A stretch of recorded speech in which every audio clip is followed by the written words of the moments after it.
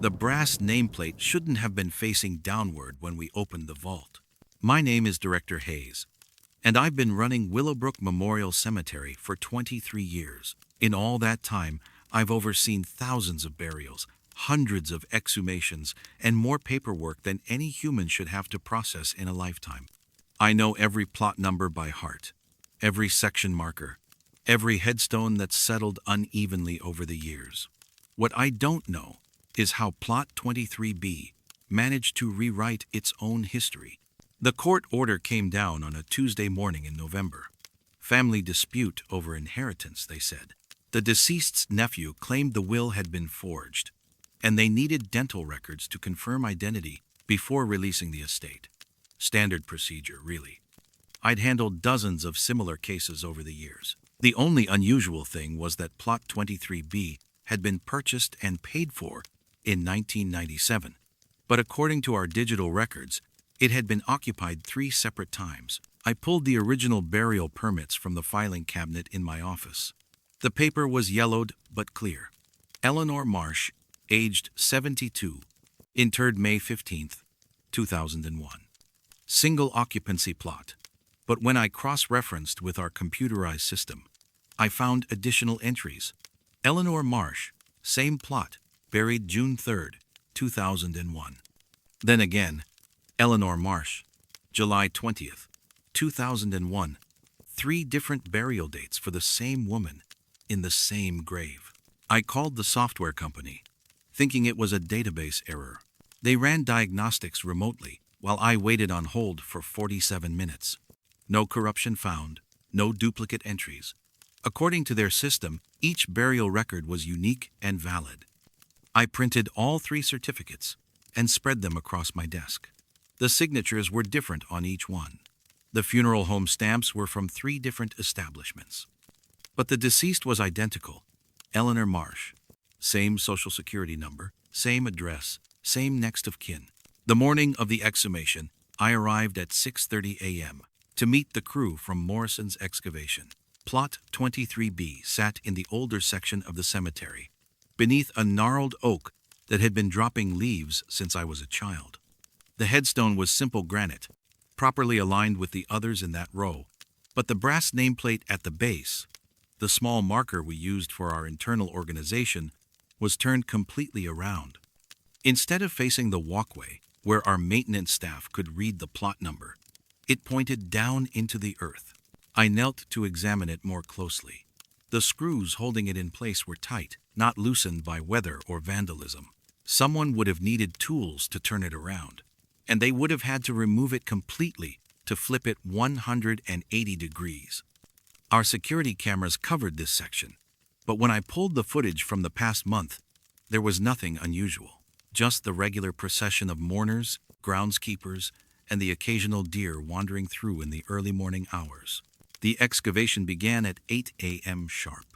Modern cemetery equipment makes the process more dignified than it used to be.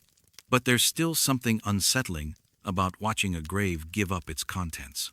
The first few feet went normally.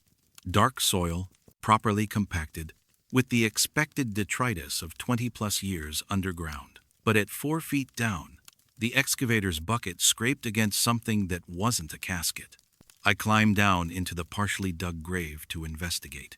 Nestled in the dirt, approximately 2 feet above where Eleanor Marsh's casket should have been, was a pair of child's shoes.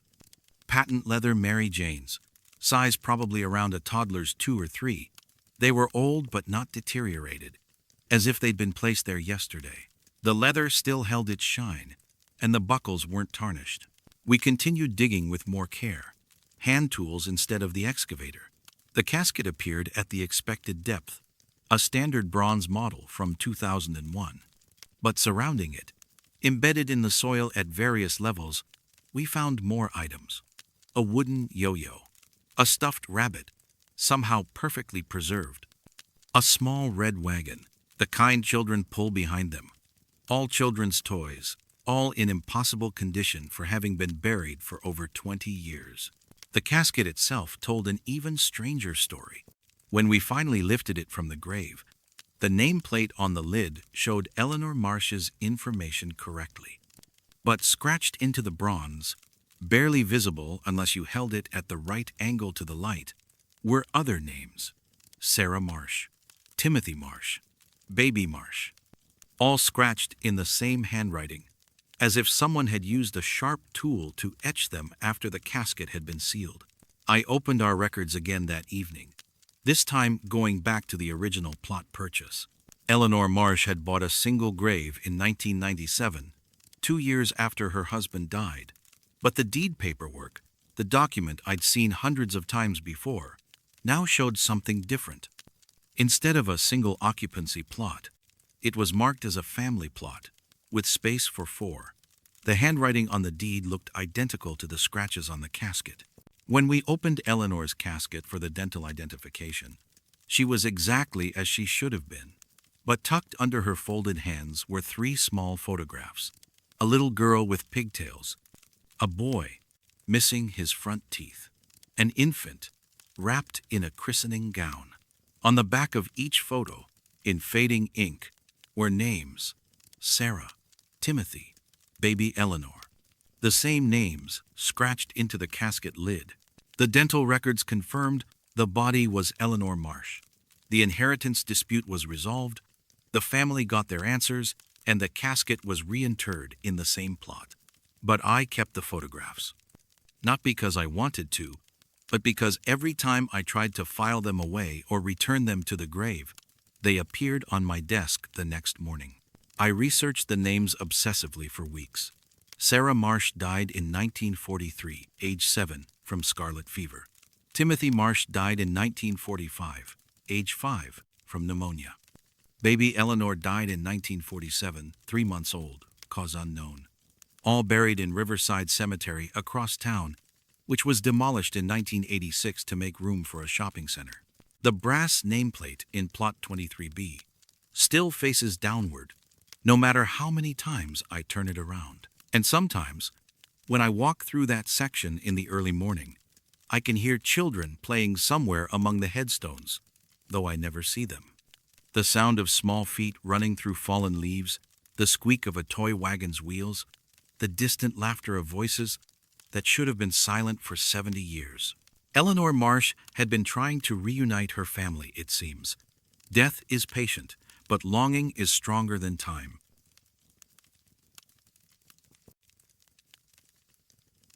The footprints in the talcum powder were never mine alone.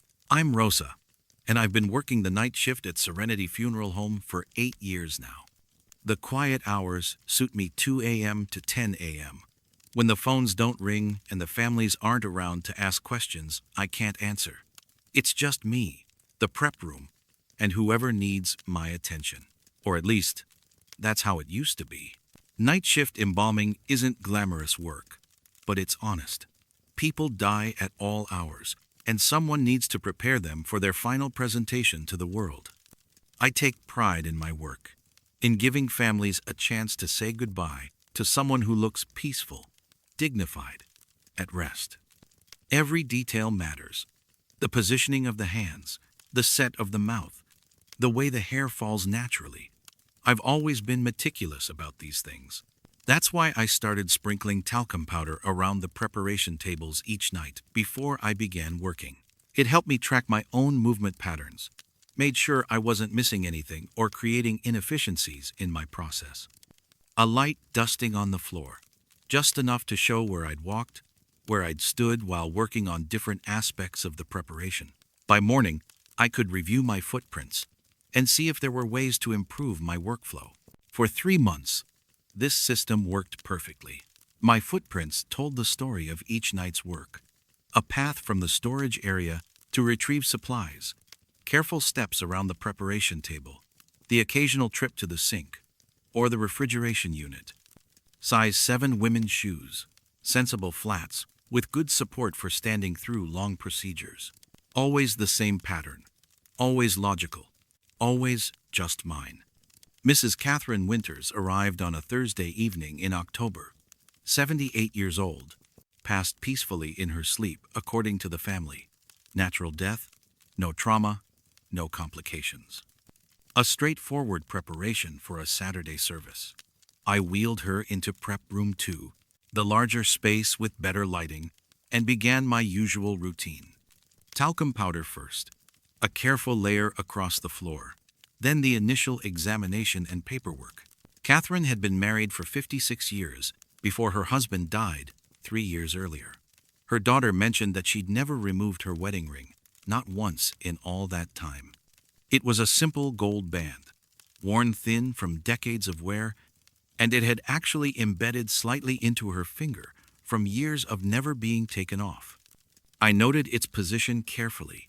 Left hand, ring finger, turned, so the small diamond faced toward her palm. I worked through the night with my usual attention to detail. Arterial injection, cavity treatment, positioning, cosmetic work. Catherine had been beautiful in life, and I wanted to honor that. When I finished at 7 a.m., I was satisfied with the results. She looked peaceful, elegant, ready for her family's final goodbye. I cleaned my instruments, updated the preparation log, and headed home. The next evening, I arrived to find something impossible. My footprints from the previous night were still visible in the talcum powder, but there was a second set alongside them. Same size, same shape, but positioned differently. While my prints showed the efficient movement of someone working alone, these others showed a different pattern. Steps that mirrored mine exactly, but from the opposite side of the table, as if someone had been working across from me, matching my movements, helping with the preparation. I checked the security footage immediately. The camera clearly showed me working alone throughout the entire night. No one else entered or left the prep room. No other staff member had been in the building. But the footprints in the powder told a different story. 2 people had been in that room, moving in perfect synchronization around Catherine's body. More unsettling was Catherine herself. Her wedding ring had moved. Instead of facing inward toward her palm, as I'd positioned it, the diamond now faced outward, catching the fluorescent light. When I gently turned it back to the original position, it felt warm to the touch, as if someone had been adjusting it recently. I redusted the floor with fresh powder and settled in for the second night of preparation. Work final touches, hairstyling, dressing. Within an hour, I began to feel that I wasn't alone. Not in any dramatic way. Not like someone was watching me. More like the comfortable presence of a colleague. Someone familiar with the work, anticipating my needs.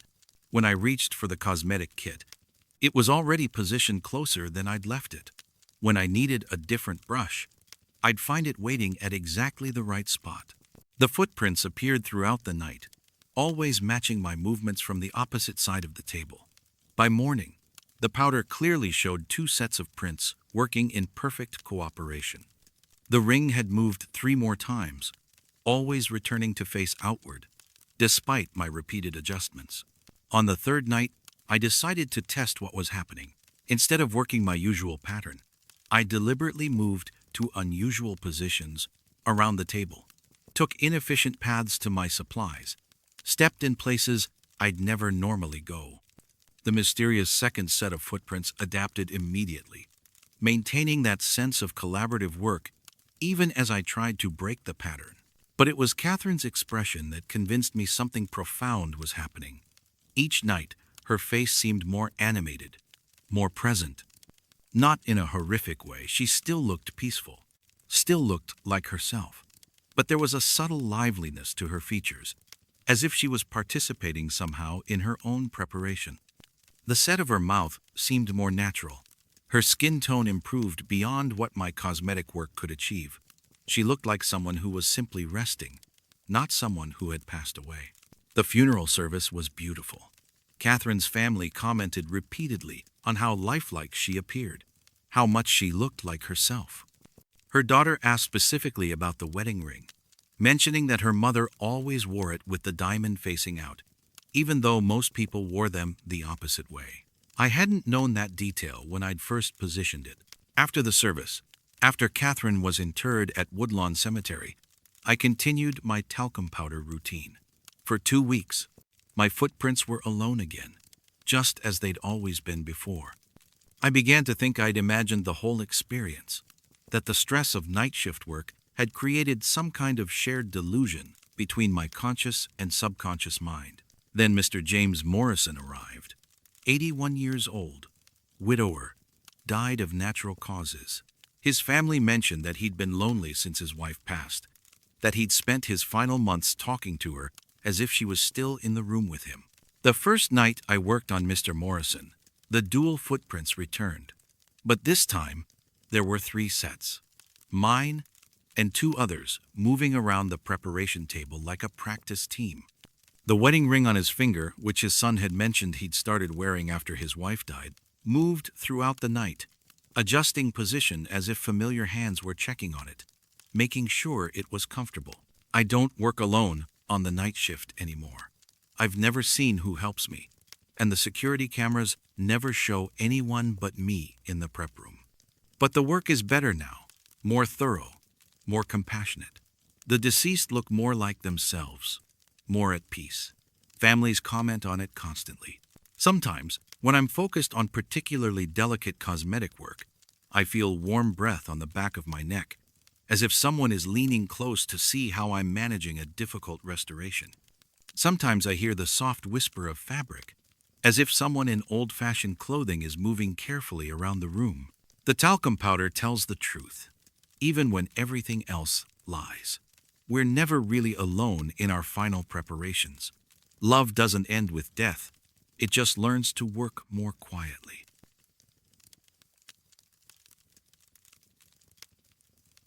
The flowers turned red overnight, and the stain never came out of my hands. I'm Tom, and I've been maintaining the grounds at Garden View Memorial Park for 15 years. It's peaceful work, mostly. Mowing, trimming, planting seasonal flowers, making sure the headstones stay clean and the pathways remain clear. I know every tree, every section, every family that visits regularly. But I'd never seen anything like what happened in Section C, Plot 47. Mrs. Chen had been interred there on a rainy Tuesday in March. Lung cancer, her daughter told me at the graveside service. She'd fought it for 2 years, staying positive right until the end. The family was close-knit, the kind that brought fresh flowers every week without fail. They'd specifically requested Plot 47 because it was visible from the memorial park's main entrance, where Mrs. Chen could watch over everyone coming and going, as her son put it. The first Sunday after the burial, the Chen family arrived with white chrysanthemums, beautiful flowers, obviously expensive, arranged in a proper funeral spray.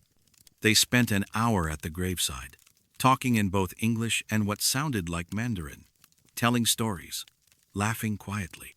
When they left, the flowers looked perfect, bright white petals, deep green stems, properly hydrated. Monday morning, I made my usual rounds through Section C. The Chen plot caught my attention immediately, but not for any reason that made sense. The chrysanthemums had changed color completely. Instead of white, they were now a deep crimson red. Not wilted, not dying, just red. The petals, the stems, even the roots that I could see poking through the bottom of the arrangement. Everything had turned the color of fresh blood. I assumed it was some kind of chemical reaction with the soil. We'd had issues before with certain fertilizers affecting flower colors, though never anything this dramatic. I made a note to test the soil composition in that area, then carefully removed the red flowers and disposed of them. The grave looked normal again, just fresh dirt and the temporary marker until the headstone arrived. The next Sunday, the family returned with another arrangement of white chrysanthemums. Same size, same style, same florist, according to the tag. I watched from a distance as they placed them on the grave, said their prayers, and departed. The flowers were definitely white when they left. Monday morning, red again. Deep, vibrant red, as if they'd been dipped in paint. But when I knelt to examine them more closely, I realized it wasn't just the color that had changed. The flowers felt different to the touch, warmer than they should have been in the cool morning air. And there was a smell, metallic and organic, like iron mixed with earth. I pulled one of the flowers from the arrangement to examine it more carefully. The moment it touched my bare skin, The red stain transferred to my fingers. Not like paint or dye, but like the flower itself was bleeding. I tried washing my hands in the utility sink, behind the maintenance shed, but the stain wouldn't come out. Not with soap, not with bleach, not with the industrial-strength hand cleaner we used for equipment maintenance. The third week, I decided to watch more carefully. I positioned myself near Section C early Monday morning, before dawn, to see if I could observe whatever was causing the color change. The white chrysanthemums sat normally on Mrs. Chen's grave, untouched by wind or rain from Sunday's placement. At exactly 5:47 a.m., I checked my watch. Specifically, the change began, not all at once, but slowly, starting from the base of the stems and spreading upward like liquid, climbing through the flower's vascular system. The white petals darkened gradually, taking on deeper and deeper shades of red until they reached that impossible crimson color I'd been seeing every Monday. But it wasn't just the flowers above ground. As I watched, the soil around the grave began to darken as well, not with water or normal moisture, but with the same red color. It spread outward from the flowers in a perfect circle, about 3 feet in diameter, staining the earth the same deep red as the chrysanthemums. When I dug a small test hole later that morning, the red coloration extended down at least 2 feet into the soil. The dirt itself had been transformed, not just stained, and it was warm, significantly warmer than the surrounding earth, as if something beneath the grave was generating heat. The pattern continued for 6 months. Every Sunday, white chrysanthemums. Every Monday, red flowers and red soil. The Chen family never mentioned the color change, even though they had to notice it. When I finally worked up the courage to ask Mrs. Chen's daughter about it, she looked genuinely confused. "Red flowers," she said. "We've only ever brought white ones. Mother's favorite color was white, pure and peaceful," she always said. I showed her the stained soil, the discolored flowers from that morning's discovery. She examined them carefully, but when she looked back at me, her expression was blank. "These are white, Tom, just like we've always brought them." When I looked down at the flowers in my hands, they were white again, pure white, exactly as the family had placed them. But my hands were still stained red, and the soil beneath my feet was still that impossible crimson color. The exhumation order came in September. The family needed to relocate Mrs. Chen to a family plot they'd purchased in another cemetery. Standard procedure, though I always hate disturbing a grave that's been properly settled. I met the excavation crew at Plot 47 early Tuesday morning, before any visitors would arrive. When we opened the grave, Mrs. Chen's casket was exactly where it should have been, properly positioned and undamaged. But the soil around it told a different story.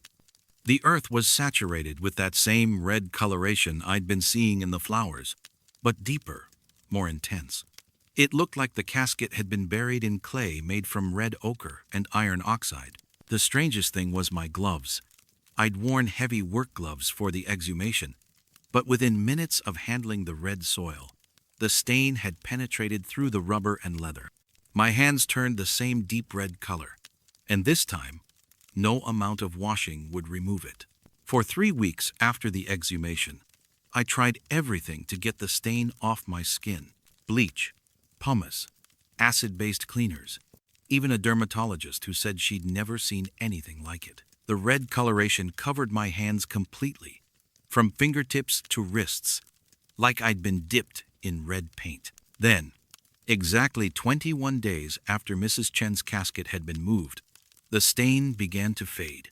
Not wash away, but fade gradually, like a photograph exposed to too much sunlight. It took another week to disappear completely, leaving my hands normal but somehow changed. The skin felt different, more sensitive, as if it had been marked by something that wouldn't entirely let go. I never saw red flowers in Section C again after the exhumation. The Chen family visits their new plot across town now, bringing white chrysanthemums every Sunday just as they always did. But sometimes, when I'm working in that area of the cemetery, I catch a metallic smell in the air. And sometimes, When I'm not thinking about it, I look down at my hands and remember how they looked stained red, how warm the soil felt, how the flowers changed color while I watched. The earth remembers everything we give it, I think. Sometimes it gives something back.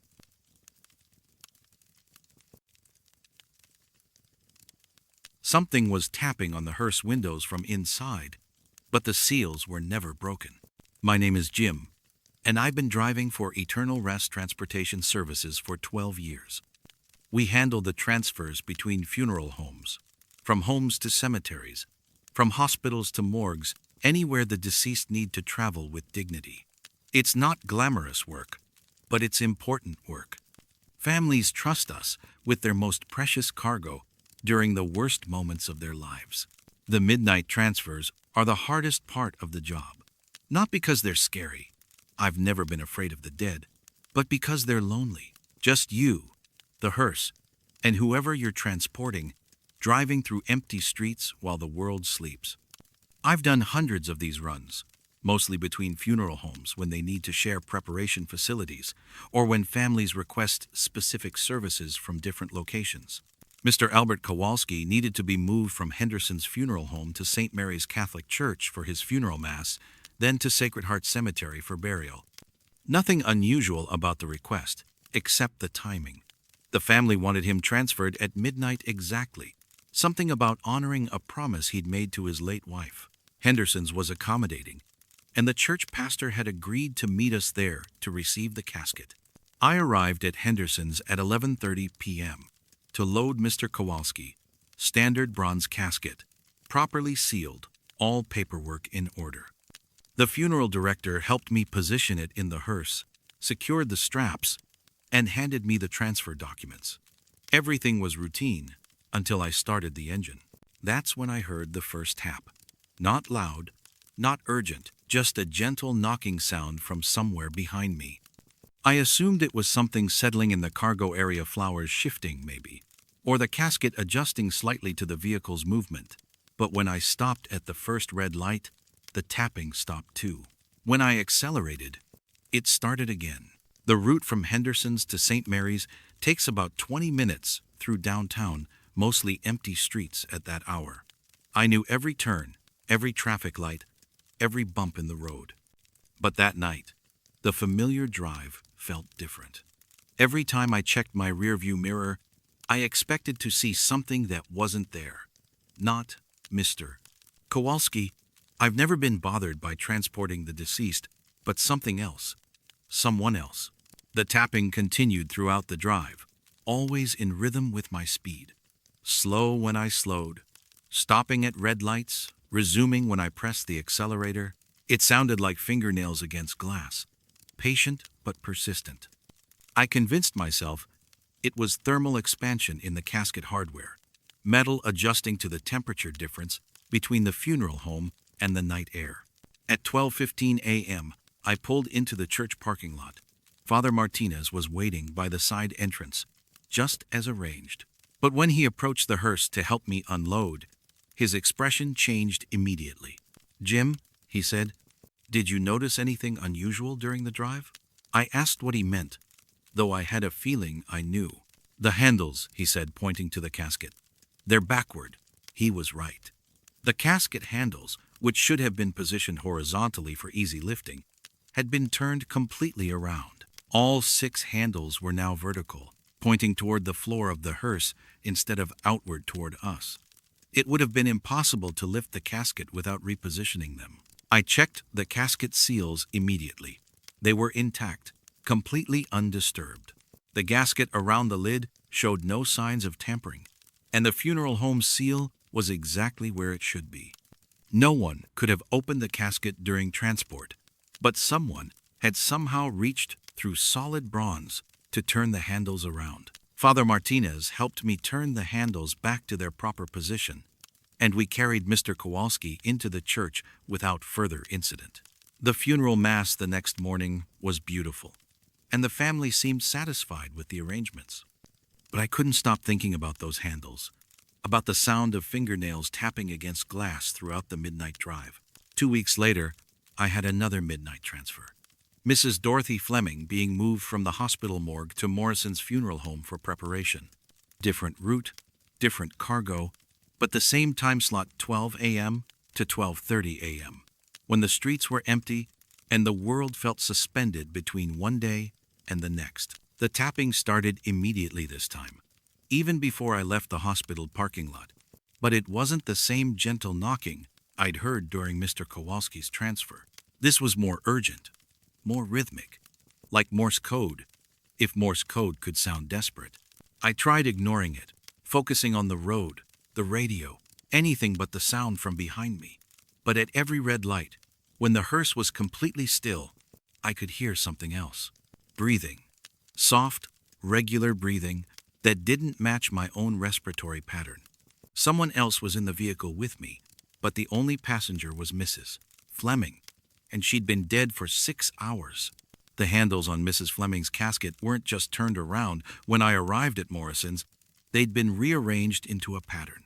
Instead of the standard parallel positioning, they formed a shape. 2 handles pointing toward the head of the casket, 2 toward the foot, and 2 toward the center, like an arrow pointing somewhere I couldn't identify. Morrison's funeral director noticed the arrangement immediately. "Jim, did the family request some special positioning for the handles? Some kind of religious symbolism?" I explained that the handles had been normal when I'd loaded the casket, that I'd noticed the change only upon arrival. He examined the seals carefully, just as Father Martinez had done. Everything was intact, undisturbed, impossible. But Mrs. Fleming's transfer wasn't the end of the pattern. Over the next 3 months, every midnight transfer I made involved some kind of handle manipulation. Different arrangements each time, always impossible, always occurring during drives when I heard that persistent tapping from inside the cargo area. The arrangements began to form recognizable patterns. Letters, maybe, or numbers. I started photographing the handle positions before and after each transfer, trying to document what was happening. The funeral directors were always accommodating, helping me reposition the handles without asking too many questions. But I could see the concern in their expressions, the careful way they examined the casket seals, the glances they exchanged when they thought I wasn't looking. The most unsettling transfer happened on a Thursday night in November.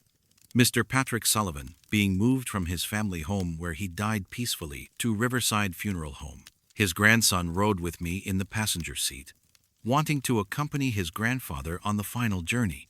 The tapping started as usual, but this time, my passenger heard it too. "What's that sound, Jim?" he asked. I tried to explain it as mechanical noise, thermal expansion, normal sounds that older hearses sometimes made. But the grandson was listening carefully, his head tilted toward the back of the vehicle. "It sounds like someone knocking," he said, "like they're trying to get our attention." When we arrived at Riverside, the casket handles had been arranged in a perfect circle, all 6 pointing inward toward the center of the lid. The grandson saw them immediately and started crying, not from sadness, but from recognition.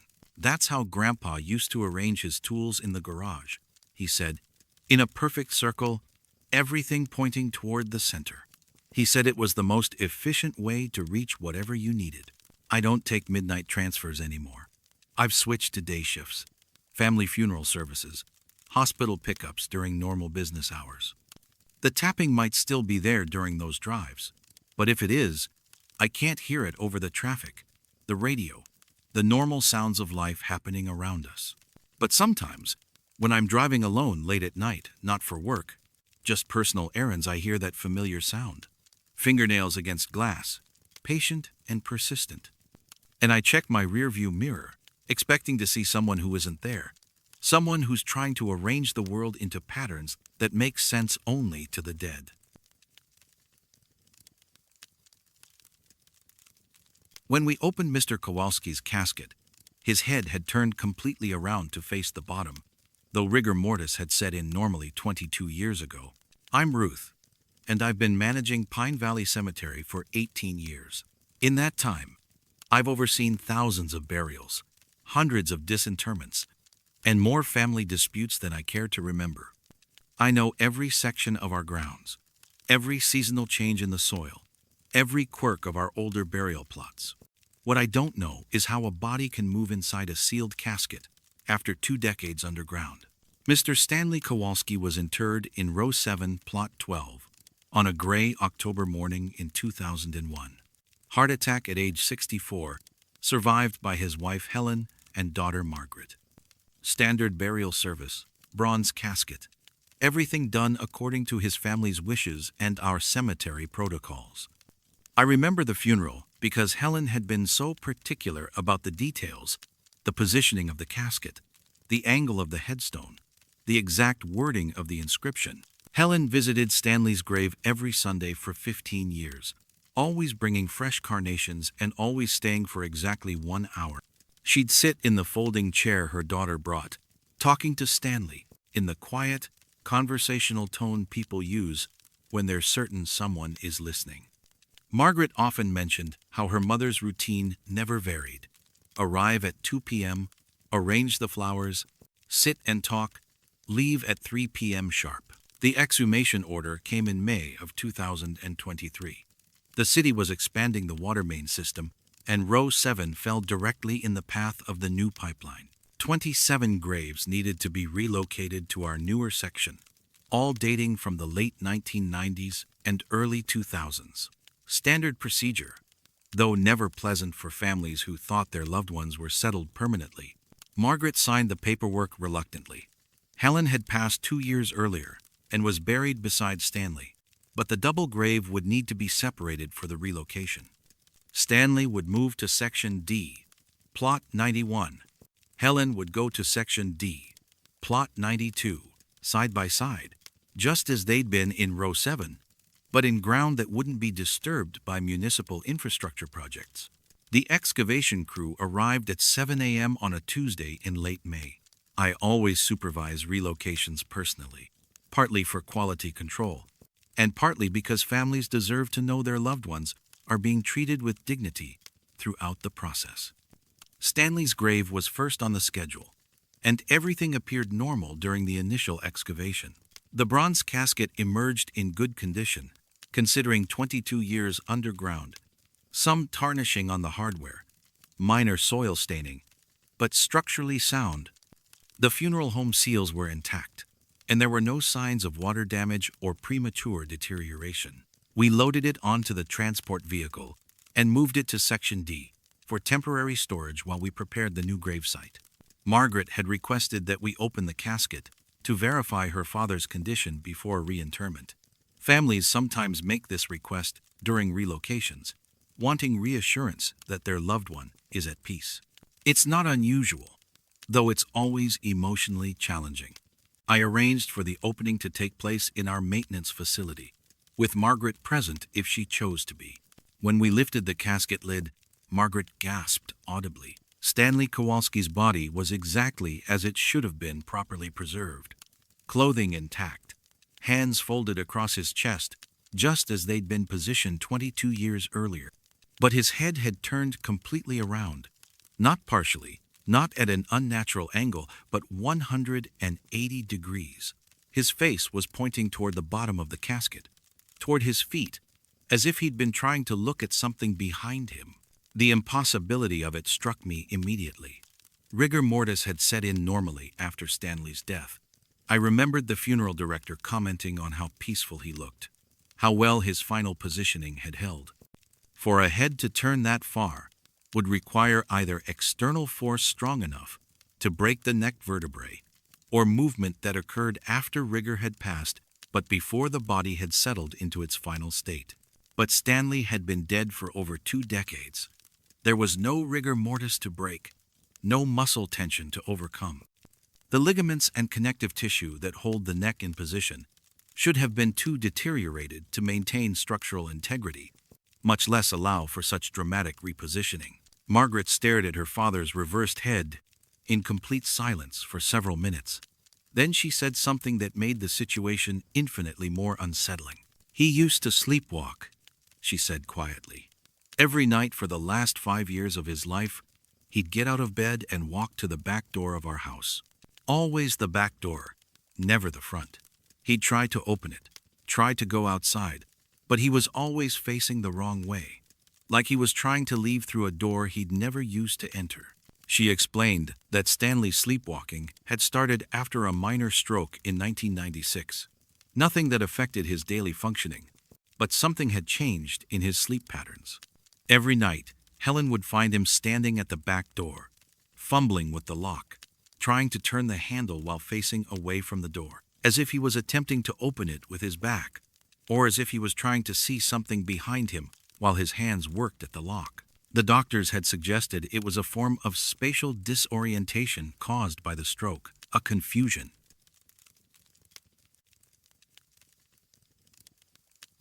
Her mouth was stretched into a perfect circle when we opened the casket, as if she'd been calling out for someone who couldn't hear her. I'm Dev, and I've been working as a mortician at Peaceful Valley Funeral Home for 11 years.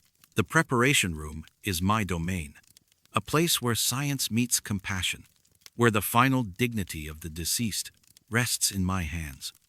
I take pride in giving families one last beautiful memory of their loved one, ensuring that death looks like peaceful sleep rather than the end of everything. Mrs. Patricia Henley arrived at our facility on a Wednesday evening in September. 86 years old, passed away at Sunrise Manor Nursing Home after a brief illness. Natural death. No trauma.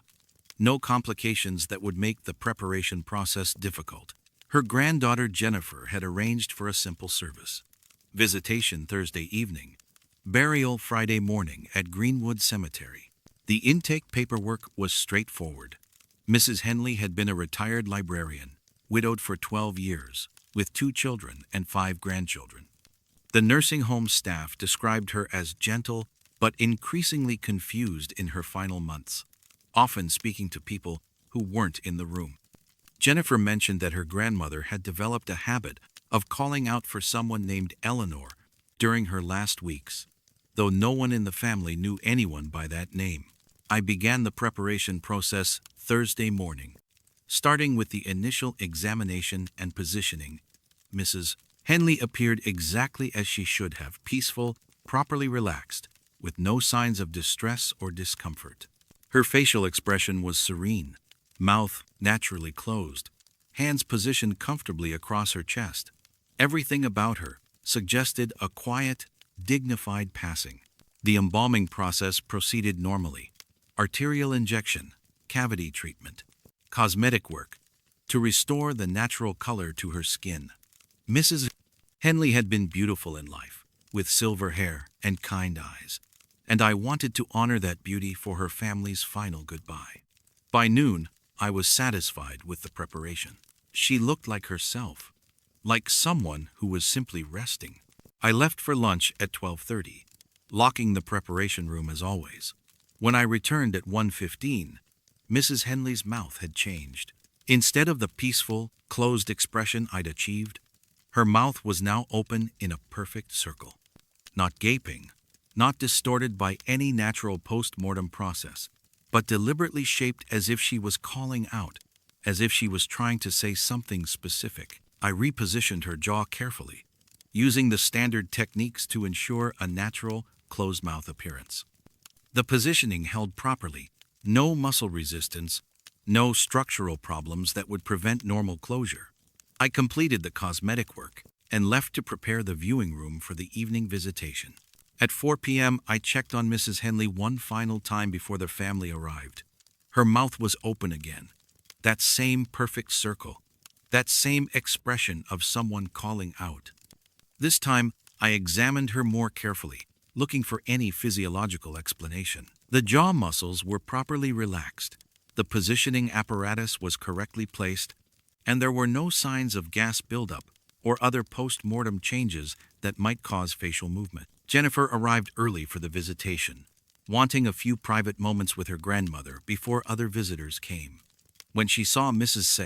Henley, she started crying immediately, not from grief, but from recognition.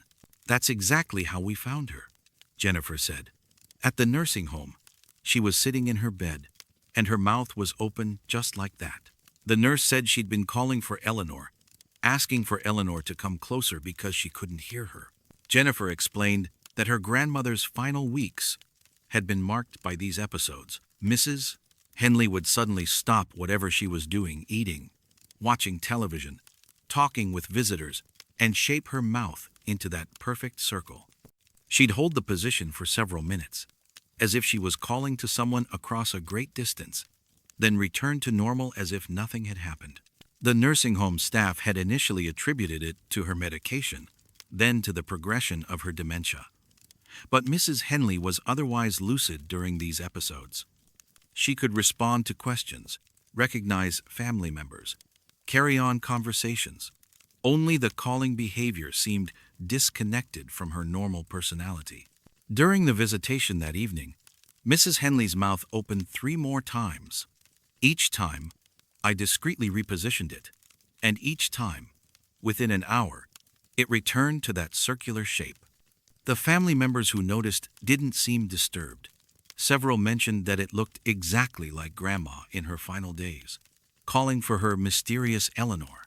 After the visitation ended and the family had gone home, I decided to research the name Eleanor in connection with Mrs. Henley's life.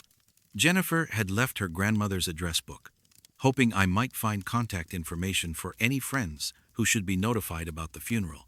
Most of the entries were crossed out friends who had passed away over the years, relatives who had moved or lost touch. But on the very last page, in handwriting that looked much older than the other entries, was a single name, Eleanor Henley, with a phone number that had been disconnected for decades. Below it, in the same handwriting, was a note. My sister, lost touch 1947, still looking. I called Jennifer that evening to ask about Eleanor Henley. There was a long pause before she answered. Aunt Eleanor was my grandmother's younger sister, Jennifer said. She disappeared when they were both teenagers, sometime in the late 1940s. Grandma never talked about it much, but my mom mentioned that it was some kind of family tragedy. Eleanor just left one day and never came back. Jennifer promised to ask her mother for more details, but warned me that it was a sensitive topic the family had never fully discussed. Mrs. Henley had spent decades looking for her sister, hiring private investigators, placing ads in newspapers, following every lead that suggested Eleanor might still be alive somewhere. The next morning, I arrived early to complete the final preparations before the funeral service. Mrs. Henley's mouth was open again, but this time, something was different. Instead of the empty circle I'd been seeing, there was a small piece of paper tucked just inside her lips, not placed there by any human hand, but somehow positioned as if she'd been holding it in her mouth. The paper was yellowed and fragile, covered in handwriting that matched the Eleanor entry in the address book. It was a note, just a few lines. Patty, I'm sorry I couldn't say goodbye properly. I've been trying to call to you for so long, but you couldn't hear me until now. Thank you for never stopping looking. I'm here now. I'm right here. I never found out where that paper came from. It wasn't in Mrs. Henley's personal effects, wasn't something the nursing home had overlooked, wasn't anything the family had ever seen before. But when I showed it to Jennifer at the funeral home that morning, she confirmed that the handwriting was definitely Eleanor's. She'd seen samples in her grandmother's keepsake box, letters Eleanor had written before her disappearance. During the funeral service, Mrs. Henley's mouth stayed peacefully closed. No more circular calling shape, no more silent cries across the years. She looked serene, satisfied, like someone who had finally received the answer she'd been waiting for. At the graveside service, Jennifer mentioned that her grandmother's last coherent words at the nursing home had been, "She's coming. I can hear her now. She's finally coming." The staff had assumed Mrs. Henley was referring to death itself, the final visitor that comes to everyone eventually. But I think she was talking about Eleanor, about a sister who had spent 70 years trying to find her way back home. Sometimes the dead aren't the only ones who need to cross over. Sometimes the living spend decades calling, across an impossible distance, hoping someone they love will finally hear their voice and call back. Mrs. Henley's mouth never opened again after that piece of paper appeared. Whatever she'd been trying to say, whoever she'd been calling to, the message had finally been received.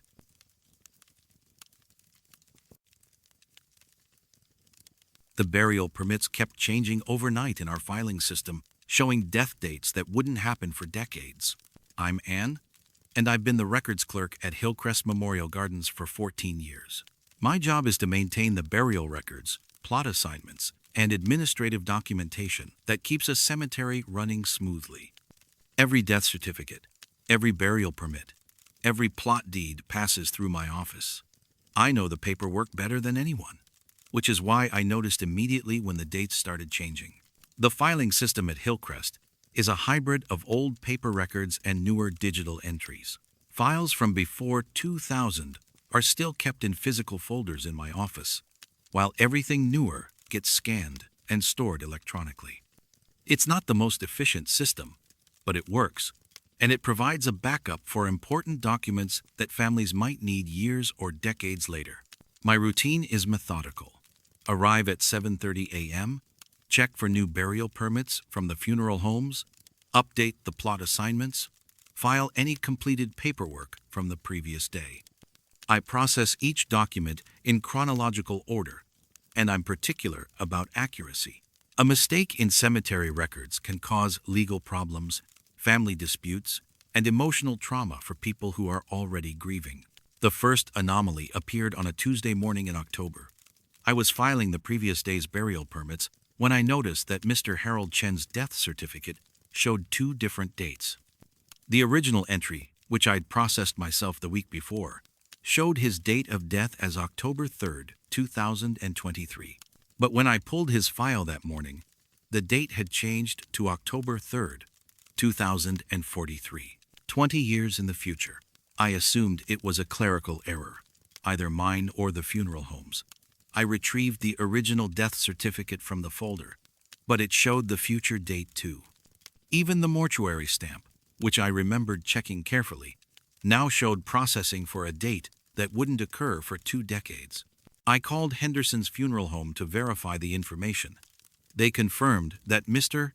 Chen had indeed died on October 3rd, 2023, and that all their paperwork showed the correct date. When I read them the date from my files, the funeral director sounded confused. "Anne, we sent that over last week. You filed it yourself. Are you feeling all right?" I double-checked my computer records, and they showed the correct date, October 3rd, 2023. Only the physical paperwork had changed. I made copies of everything and filed a note in Mr. Chen's folder about the date discrepancy, assuming I'd somehow made an error during the original processing. But the next morning, 3 more files showed future death dates. Mrs. Dorothy Fleming died October 5th, 2051. Mr. Process Robert Martinez died October 7th, 2038. Jennifer Thompson died October 9th, 2062. All deaths that wouldn't occur for years or decades, all documented in paperwork that I'd personally processed for people who were already buried in our cemetery. I started checking my files more systematically, pulling random folders from different years to see if the pattern was widespread. Most records remained normal, but approximately 1 file out of every 20 showed a future death date. The changes seemed random, no pattern by age, gender, burial location, or funeral home. Just scattered files throughout my system, all claiming that people had died on dates that existed only in the future. The most unsettling discovery came when I checked Plot 15C in Section J. According to my records, both digital and physical, it was occupied by Margaret Fitzgerald, died March 12, 2024. But March 12, 2024 was still 5 months away. I'd somehow processed and filed a burial permit for someone who hadn't died yet. I walked out to Plot 15C to verify what was actually there. The grave was real, properly maintained, with a temporary marker showing Margaret Fitzgerald's name and dates. The ground looked settled, as if it had been occupied for several months. But according to every logical timeline, Margaret Fitzgerald was still alive and wouldn't die until the following spring. I researched Margaret Fitzgerald using the contact information in her file. She lived at Sunset Manor Assisted Living, about 10 miles from the cemetery. I called and asked to speak with her. claiming I was updating our records for administrative purposes. "I'm sorry," the receptionist said, "but Mrs. Fitzgerald passed away last week. The funeral was Saturday." I asked for the date of death, though I already knew what she'd tell me. "March 12th. Very peaceful," the family said. She'd been preparing for months, actually. Kept telling everyone she knew exactly when she was going to die, down to the specific date. We thought it was just the dementia, but she was right. I hung up and immediately called the courthouse to request a copy of Margaret Fitzgerald's official death certificate. It showed March 12th, 2024, the future date that had been in my files for months before it actually happened. Over the next several weeks, I began tracking the future death dates more carefully. I created a spreadsheet of every file that showed an impossible date, noting the names, locations, and circumstances. The pattern that emerged was deeply disturbing. The future dates weren't random. They were accurate predictions. Mrs. Dorothy Fleming died on October 5th, 2023, exactly as her altered file had indicated. Mr. Robert Martinez passed away on October 7th, in the specific year my records had shown. Jennifer Thompson would presumably die on October 9th, 2062, though I wouldn't be alive to confirm that prediction. I tried changing the dates back to their original correct information, but they reverted to the future dates overnight. I tried destroying the physical files, but perfect copies appeared in the filing cabinets the next morning.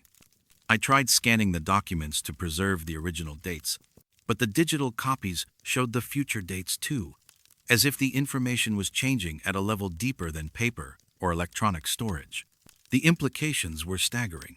My filing system wasn't just recording deaths, it was predicting them.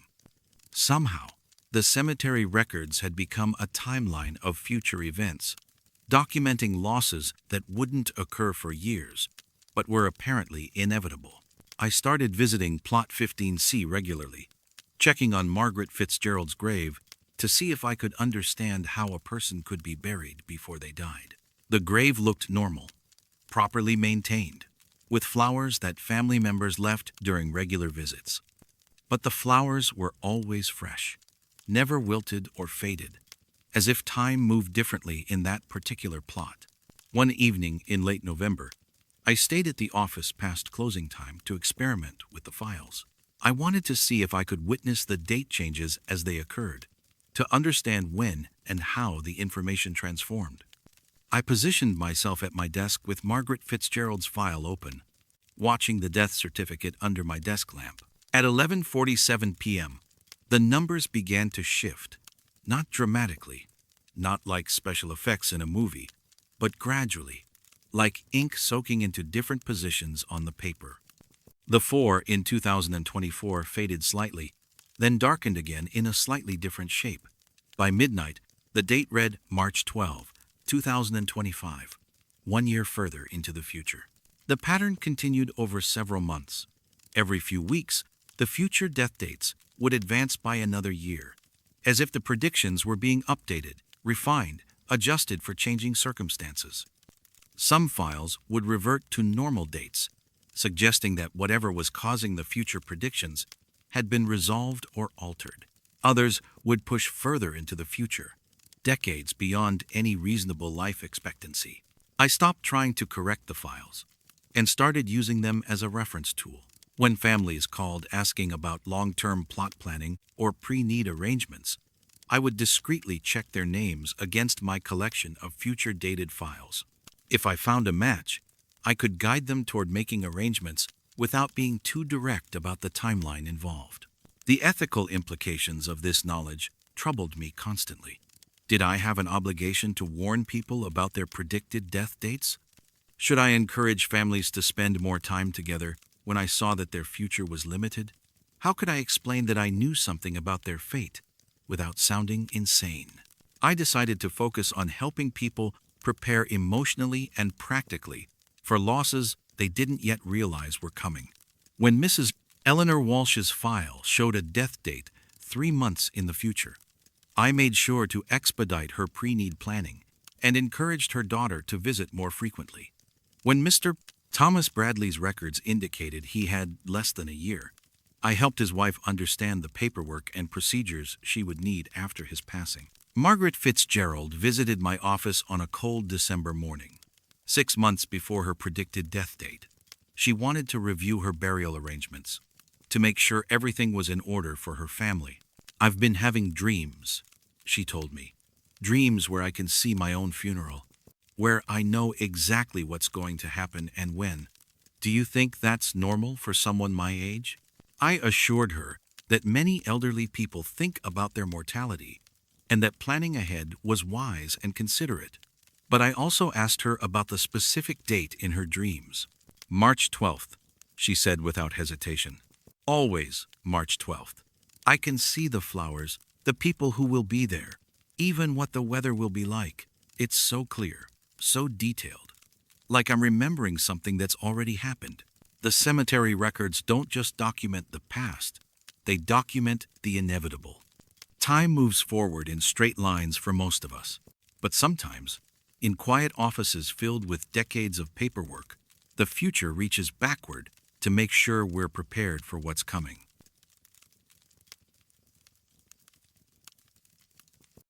Every security camera in the cemetery cut to static for exactly 3 minutes at 2:47 a.m. And when they came back online, fresh flowers appeared on graves that hadn't received visitors in years. I'm Carl, and I've been the night security guard at Restful Meadows Cemetery for 9 years. The overnight shift suits me. I like the quiet, the solitude, the peaceful sense of watching over people who can't watch over themselves anymore. It's not a difficult job, mostly just making rounds every 2 hours, checking the gates, ensuring that nothing disturbs the rest of the people buried here. The security system at Restful Meadows is comprehensive. 16 cameras positioned throughout the grounds, motion sensors near the entrance gates, and infrared lighting that provides clear visibility even on the darkest nights. Everything feeds into the monitoring station in the maintenance building, where I spend most of my shift reviewing footage and completing incident reports. For 8 years, the most exciting thing I documented was the occasional deer wandering through the cemetery or teenagers trying to climb the fence for some misguided dare. The cameras captured everything clearly. The motion sensors worked perfectly, and my nightly rounds revealed nothing more disturbing than overturned flower vases or papers blown by the wind. But in March of 2023, the cameras started failing in a pattern that defied every logical explanation. The first incident occurred on a Tuesday night during my regular review of the security footage. At exactly 2:47 a.m., all 16 cameras simultaneously cut to static. Not the rolling static of signal interference, but complete white noise, as if someone had switched every camera to a dead channel. The monitoring station went blank, the motion sensors stopped responding, and even the backup power indicator showed that the system was receiving electricity but not processing any visual information. I immediately radioed the emergency maintenance line and walked out to check the cameras physically. Every unit appeared to be functioning normally, power lights on, lenses clean, positioning mechanisms responding to remote adjustments.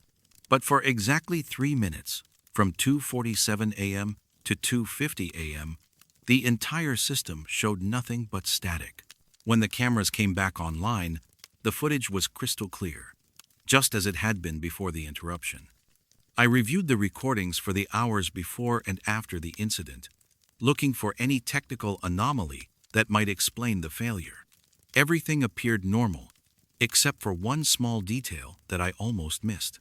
In the footage after the cameras resumed working, there were fresh flowers on graves that I knew had been empty during my previous round. Section B, Row 4, Plot 18 had a new arrangement of white lilies. Section C, Row 7, Plot 22, now had red roses in a glass vase. Section A, Row 2, Plot 9, displayed yellow chrysanthemums that hadn't been there when I'd walked past at midnight. I checked the cemetery's visitor logs for that day and the previous week. None of the graves with new flowers had received any documented visits recently. Plot 18 belonged to Mrs. Cott. Sarah Mitchell, who had no living relatives. Plot 22 was Robert Chen's resting place, and his family lived across the country. Plot 9 held Mary Thompson, whose last surviving child had moved to a nursing home 2 years earlier. I assumed the flowers had been placed during the day shift, and that I'd simply missed them during my midnight rounds. But when I walked through those sections the next morning, examining each arrangement carefully, I noticed something that made no sense. The flowers were fresher than flowers should be after sitting outside all night. No dew, no wilting, no signs of exposure to the cool March air. They looked as if they'd been arranged moments earlier, still carrying the slight moisture and crisp appearance of flowers that had just been cut and prepared by a florist. The second incident occurred exactly 1 week later. Same time, 2:47 a.m.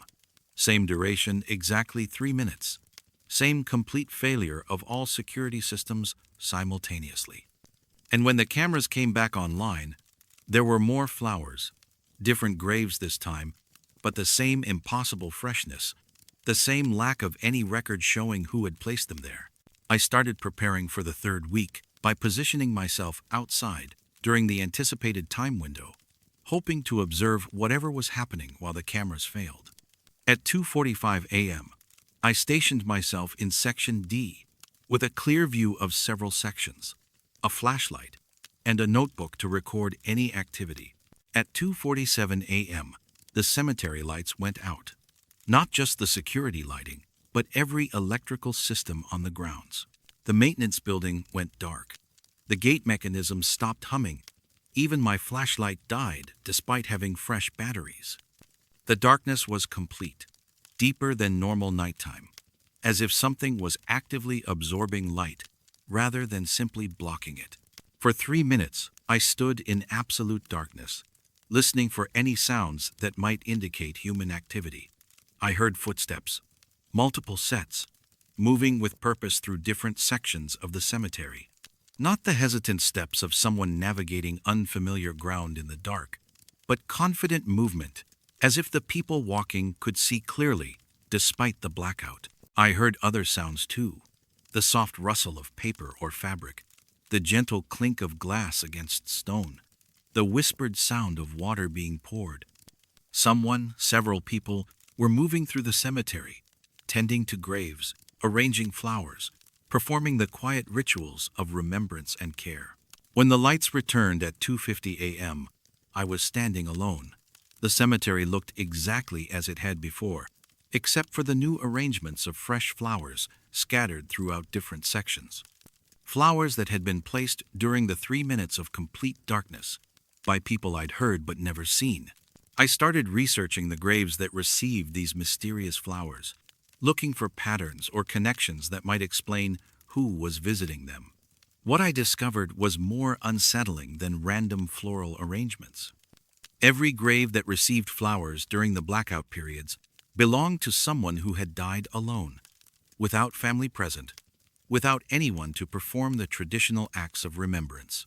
Mrs. Sarah Mitchell had died in a hospital, estranged from her children.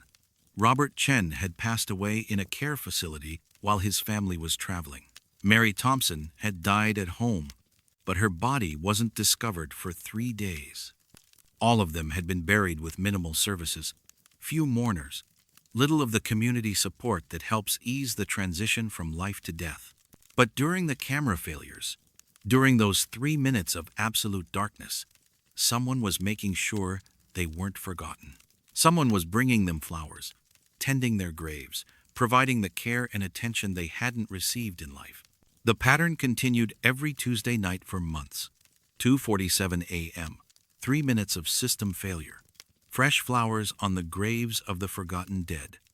I stopped trying to observe or interfere with whatever was happening, and instead began documenting which graves received attention, making sure those plots stayed properly maintained during my daytime work.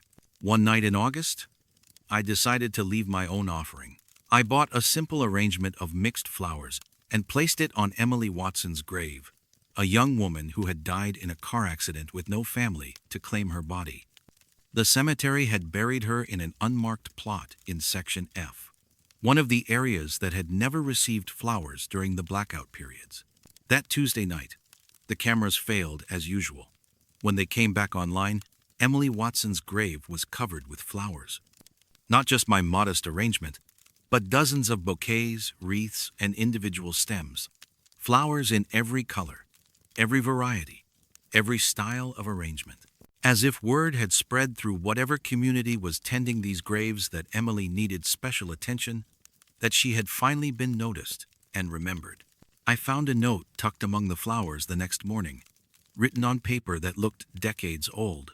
Thank you for seeing us. We've been trying to take care of everyone, but there are so many, and we can't always reach them all. Your kindness helps us remember that the living still care about the forgotten. I never discovered who writes these notes or who places the flowers during those 3 minutes of darkness. The security cameras still fail every Tuesday at 2:47 a.m., and I've stopped trying to solve the mystery. Instead, I focus on learning about the people buried in the graves that receive attention, making sure I know their names, their stories, something about who they were in life. Sometimes, the most important work happens in the spaces between what we can see and what we can document. Sometimes taking care of the dead means accepting that there are forms of love and remembrance that exist outside our normal understanding of time and presence. The flowers keep appearing, fresh and beautiful, on graves that would otherwise be empty.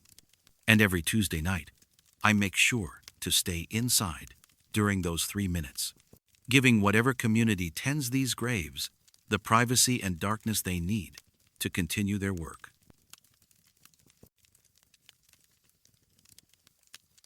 The casket kept filling with water despite being buried in perfectly dry ground, and each time we checked, the deceased's hair had grown 3 inches longer. I'm Director Park, and I've been managing Harmony Hills Funeral Home for 16 years. In that time, I've handled every type of funeral service, every kind of family situation, every complication that death can bring to the living. I thought I'd seen everything until Mrs. Quote. Linda Morrison's case challenged everything I understood about the finality of death. Mrs. Morrison passed away on a humid Thursday in July, 73 years old, after a long battle with heart disease. Her daughter Rebecca had arranged for a standard burial service. Visitation Friday evening, funeral Saturday morning, interment at Willowbrook Cemetery. Nothing unusual about the arrangements, nothing that suggested the complications that would follow. The preparation process went smoothly. Mrs. Morrison had been a beautiful woman in life. Silver hair, kind eyes, hands that showed the gentle wear of someone who had worked with care and precision. I wanted her final appearance to honor that beauty, to give her family a peaceful image to carry forward. The embalming was straightforward, the cosmetic work minimal, the positioning natural and dignified. Friday's visitation drew a good crowd. Mrs. Morrison had been active in her church, volunteer work, community organizations. People spoke warmly about her kindness, her quick wit, her talent for growing the most beautiful garden in the neighborhood. Rebecca mentioned that her mother had always loved water swimming, boating, long walks by the lake. She said water was healing, Rebecca told me. She could sit by the river for hours, just listening to it flow. Saturday morning's funeral service was beautiful. The pastor spoke about Mrs. Morrison's faith, her devotion to family, her quiet strength that had helped so many people through difficult times.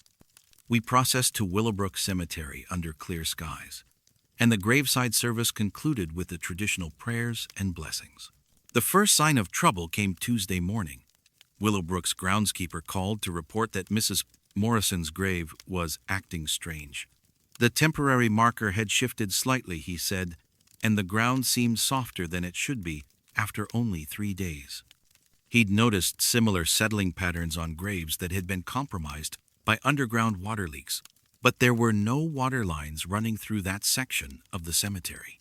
I drove out to examine the site myself. The groundskeeper was right. The earth around Mrs. Morrison's grave felt spongy, almost waterlogged. When I pressed down on the soil with my foot, I could hear a faint, squelching sound, as if there was standing water just beneath the surface. But Willowbrook Cemetery had excellent drainage, and we'd had no rain since the burial. Rebecca called that afternoon with a strange request. She'd been having dreams, she said, about her mother being underwater, not drowning, not struggling, but peacefully floating in clear, warm water with her hair flowing around her like seaweed. The dreams were so vivid that Rebecca couldn't shake the feeling something was wrong with the burial. "I know this sounds crazy," Rebecca said, "but could we check on her, just to make sure everything is all right?" Exhumation requests based on dreams aren't common, but they're not unheard of either. Families sometimes need reassurance that their loved one is at rest, that the burial was done properly, that nothing has gone wrong in the transition from life to final rest. I arranged for the exhumation to take place Thursday morning, with Rebecca's permission and the proper court orders. When we opened Mrs. Morrison's grave, we found the casket sitting in approximately 2 feet of clear water. The bronze vault hadn't been breached, the cemetery's drainage system showed no signs of malfunction, and there were no underground springs or broken pipes that could account for the water accumulation. But somehow, Mrs. Morrison's final resting place had become a small, contained pond. More unsettling was the casket itself. When we lifted it from the water and opened it for inspection, we found that the interior had filled with the same clear water that surrounded the vault. Mrs. Morrison was completely submerged, floating peacefully in her final dress, but she looked more alive than she had during the original preparation. Her skin had regained the natural color and elasticity she'd possessed in life. Her silver hair, which I'd carefully styled for the funeral service, had grown significantly longer and was flowing around her face like she was suspended in a gentle current. Most remarkably, she appeared to be breathing not the sharp, conscious breathing of a living person, but the slow, rhythmic movement of someone in deep, peaceful sleep. Rebecca stared at her mother in complete silence for several minutes. Then she said something that made the entire situation infinitely more mysterious. "She looks happy," Rebecca said. "She looks like she's finally where she wants to be."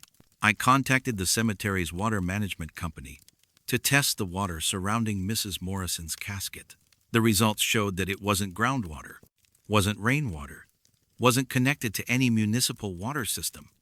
The chemical composition was closest to natural spring water, with a mineral content that didn't match anything in the local geological survey. More puzzling was the temperature. Despite being buried 3 feet underground, the water around Mrs. Morrison's casket was exactly 78 degrees, the ideal temperature for swimming, the temperature she'd always preferred when she was alive. We had 2 options: drain the water and rebury Mrs. Morrison in a traditional manner, or allow her to remain in the underwater environment that seemed to have developed naturally around her body. Rebecca chose the second option. "If this is what she needs," Rebecca said, "if this is how she wants to rest, then we shouldn't interfere with it." We resealed the casket with Mrs. Morrison floating peacefully in the clear water, her silver hair flowing around her face, her expression serene and satisfied. We returned her to the grave, now accepting that her final resting place would be different from what we'd originally planned. Over the following months, I checked on Mrs. Morrison's grave regularly. The water level remained constant, never overflowing despite rain, never evaporating despite drought. The soil around the grave stayed soft and spongy, but the grass grew more lushly than anywhere else in the cemetery. Flowers planted near her headstone bloomed longer and more vibrantly than identical flowers planted elsewhere. Rebecca visited every Sunday, often bringing a folding chair so she could sit beside her mother's grave for an hour. She mentioned that she could hear running water when she sat very quietly, as if there was a small stream flowing beneath the ground. The sound was comforting, she said, like her mother was surrounded by the element she'd always loved most. 6 months after the original burial, I received permission to check on Mrs. Morrison's condition one more time. When we opened the casket, the water was crystal clear, and Mrs. Morrison appeared to be thriving in her aquatic environment. Her hair had continued growing, and now reached her waist, flowing around her in intricate patterns that suggested gentle underwater currents. But the most remarkable change was her expression. Instead of the peaceful, closed-eye repose typical of the deceased, Mrs. Entenman Morrison's eyes were open, gazing upward through the water with a look of profound contentment, not the staring eyes of death, but the gentle, aware gaze of someone who was exactly where they belonged. Rebecca wasn't surprised by what we found. She always said she wanted to be near water when she passed, Rebecca told me. She used to joke that she'd like to be buried in a lake, but I thought it was just her way of talking. I never imagined she meant it literally. We sealed Mrs. Morrison's casket for the final time, leaving her floating peacefully in her self-created aquatic sanctuary. The grave was properly covered, the headstone positioned correctly, and the site returned to its normal appearance. But beneath the surface, Mrs. Morrison continued her unique form of eternal rest. The phenomenon never extended to other graves at Willowbrook Cemetery. No other burials developed mysterious water accumulation. No other caskets filled with spring-like liquid. No other deceased showed signs of continued growth or change. Whatever was happening to Mrs.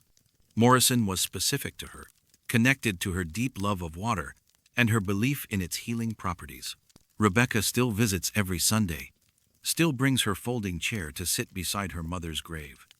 She's mentioned that on quiet days, she can hear not just the sound of running water, but something that might be humming a soft, melodic sound, like someone singing contentedly to themselves while floating in warm, gentle currents. The last time I checked Mrs. Morrison's burial site, the grass around her grave had grown so lush and green that it looked like a small oasis in the middle of the cemetery. Other families had begun requesting plots near hers, drawn by the peaceful atmosphere and the unusually beautiful plant growth in that section. I've stopped questioning what happened to Mrs. Morrison. Death takes different forms for different people, and perhaps the traditional model of final rest doesn't work for everyone. Some people need earth, some need fire, and apparently some need water clear, warm water that allows them to float peacefully through eternity, hair flowing like silver seaweed, eyes open and aware and completely satisfied with where they've chosen to spend forever. Sometimes the most profound mysteries are the ones we shouldn't solve, only accept and honor.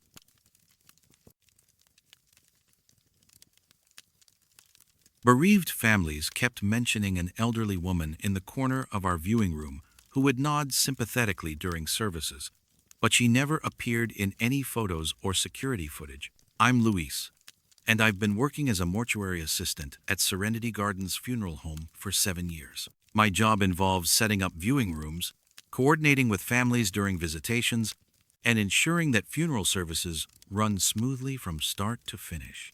I interact with grieving families every day, helping them navigate the practical details during the most difficult moments of their lives.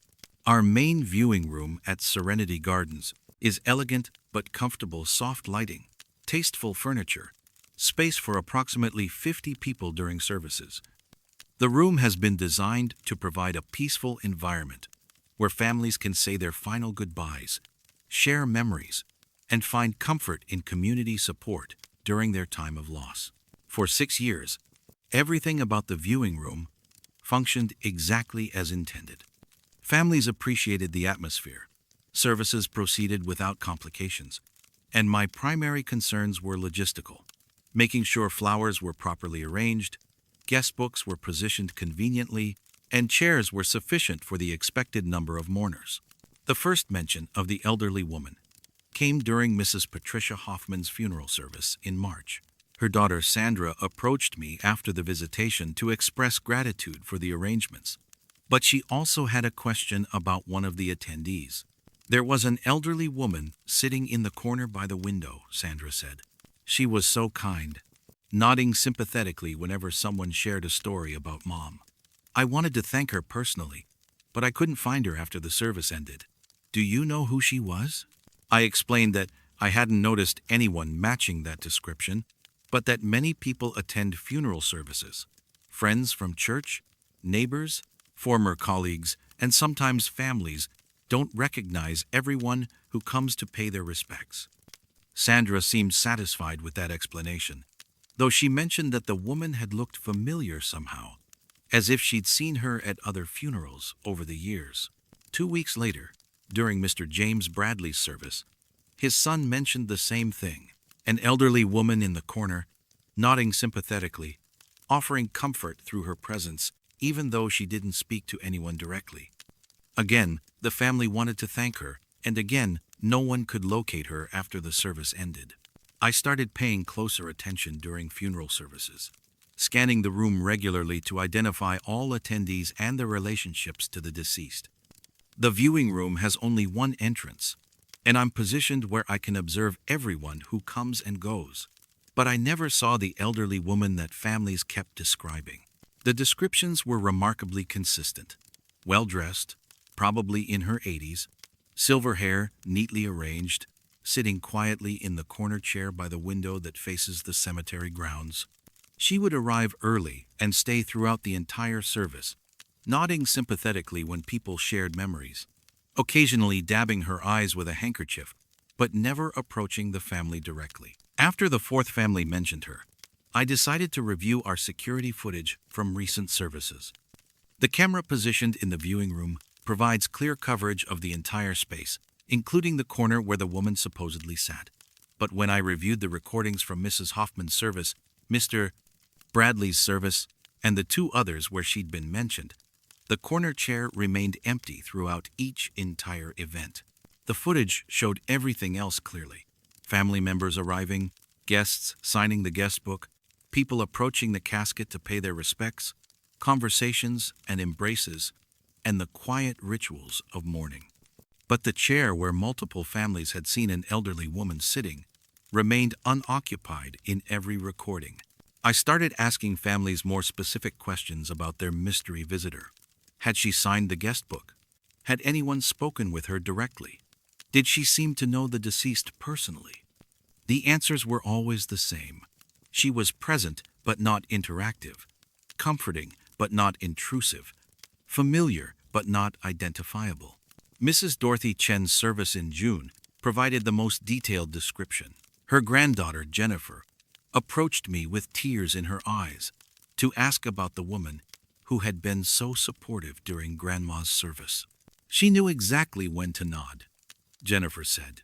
When I was talking about Grandma's garden, when Uncle David shared that story about her teaching him to cook, when Mom read the poem Grandma wrote for our family reunion, it was like she knew Grandma personally, like she understood every story we were sharing. Jennifer had tried to approach the woman during the reception following the service, wanting to learn how she'd known her grandmother. But when she looked toward the corner chair, the woman was gone. It was like she just vanished, Jennifer said. One moment she was there, listening to everything with such kindness, and the next moment the chair was empty. I asked everyone if they'd seen her leave, but no one remembered her going anywhere. That evening, I stayed late at the funeral home to examine the corner chair more carefully. It was a standard upholstered chair, identical to the others in the viewing room, positioned to provide a clear view of both the casket area and the entrance. Nothing unusual about the furniture itself. Nothing that would explain why multiple families associated it with a mysterious elderly woman. But when I sat in the chair myself, I noticed something I'd never observed before. The position provided a perfect vantage point for watching funeral services with deep attention and compassion. Someone sitting there could observe every interaction, every emotional moment, every gesture of love and remembrance without intruding on the family's private grief. It was the ideal location for someone who wanted to witness and honor the ceremonies while remaining respectfully distant from the personal aspects of each family's loss. The next morning, I found a handwritten note tucked between the chair cushions. The paper was yellowed with age, and the handwriting was elegant, old-fashioned. Thank you for providing a place where we can pay our respects. Some of us have been attending services here longer than you might expect. We mean no harm. We simply want to ensure that no one says goodbye alone. I researched the history of Serenity Gardens Funeral Home and the property it occupies. The building had been a funeral home since 1938, operated by 3 different families over the decades before our current ownership. I found records of hundreds of services, thousands of people who had said their final goodbyes in our viewing room. Among those records, I discovered multiple references to Mrs. Eleanor Patterson, faithful attendee of community funeral services. According to the historical documents, Mrs. Patterson had lost her husband and both children in a house fire in 1941. After that tragedy, she had begun attending funeral services throughout the community, offering quiet support to other grieving families. Mrs. Patterson had continued this practice for over 30 years, becoming known as someone who never missed a service, never intruded on private family moments, but always provided a comforting presence for people experiencing loss. She had died in 1973 and was buried in the cemetery visible through the viewing room window. The handwriting on the note I found matched samples of Mrs. Patterson's signature in the historical records. I've stopped trying to explain Mrs. Patterson's continued attendance at our funeral services. Families continue to mention the kind elderly woman who sits in the corner, and I've learned to simply acknowledge their gratitude without trying to identify her.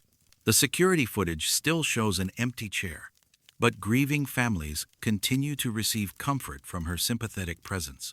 Sometimes I find fresh handwritten notes tucked in the chair cushions. The Morrison family showed such love for their father. Mrs. Chen's granddaughter has her grandmother's strength. Everyone needs someone to witness their goodbye. I've come to understand that Mrs. Patterson's presence serves an important function. Grief can be isolating, and death can make families feel like they're facing an experience that no one else understands. Having someone in attendance who has witnessed thousands of goodbyes, who understands the weight of loss and the importance of remembrance, provides a kind of continuity and comfort that the living can offer each other. The corner chair remains available for any family member who wants to sit there during services, but I've learned to reserve it unofficially for Mrs.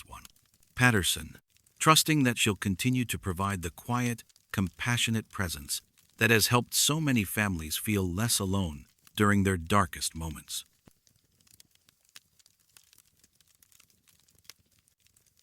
The refrigeration unit's temperature logs showed impossible readings of -40 degrees, but only for specific drawers containing bodies with no living relatives. I'm Kate, and I've been working as an embalmer at Riverside Mortuary for 12 years. The refrigeration systems are critical to our work, maintaining proper temperatures to preserve bodies until preparation and burial, ensuring that families have time to make arrangements without worrying about deterioration. I know every unit, every drawer, every temperature control in our facility. Our refrigeration system consists of 12 individual drawers, each with independent temperature controls and monitoring systems. The optimal storage temperature is 38 degrees Fahrenheit, cold enough to slow decomposition, but not cold enough to cause tissue damage that would complicate the embalming process. Each drawer maintains detailed logs of temperature fluctuations, power consumption, and door access times. For 11 years, everything functioned exactly as designed. Consistent temperatures, proper ventilation, efficient processing times. I could predict how long each cremation would take based on the size and preparation of the remains, and I rarely encountered any technical complications that disrupted the standard procedures. But in January of 2023, the exhaust fans began behaving strangely during specific cremations. Instead of maintaining their normal speed and airflow, they would slow dramatically, sometimes to the point where they barely turned. Not a mechanical failure. The motors continued running properly, but a reduction in speed that seemed deliberate, as if something was intentionally slowing the ventilation process.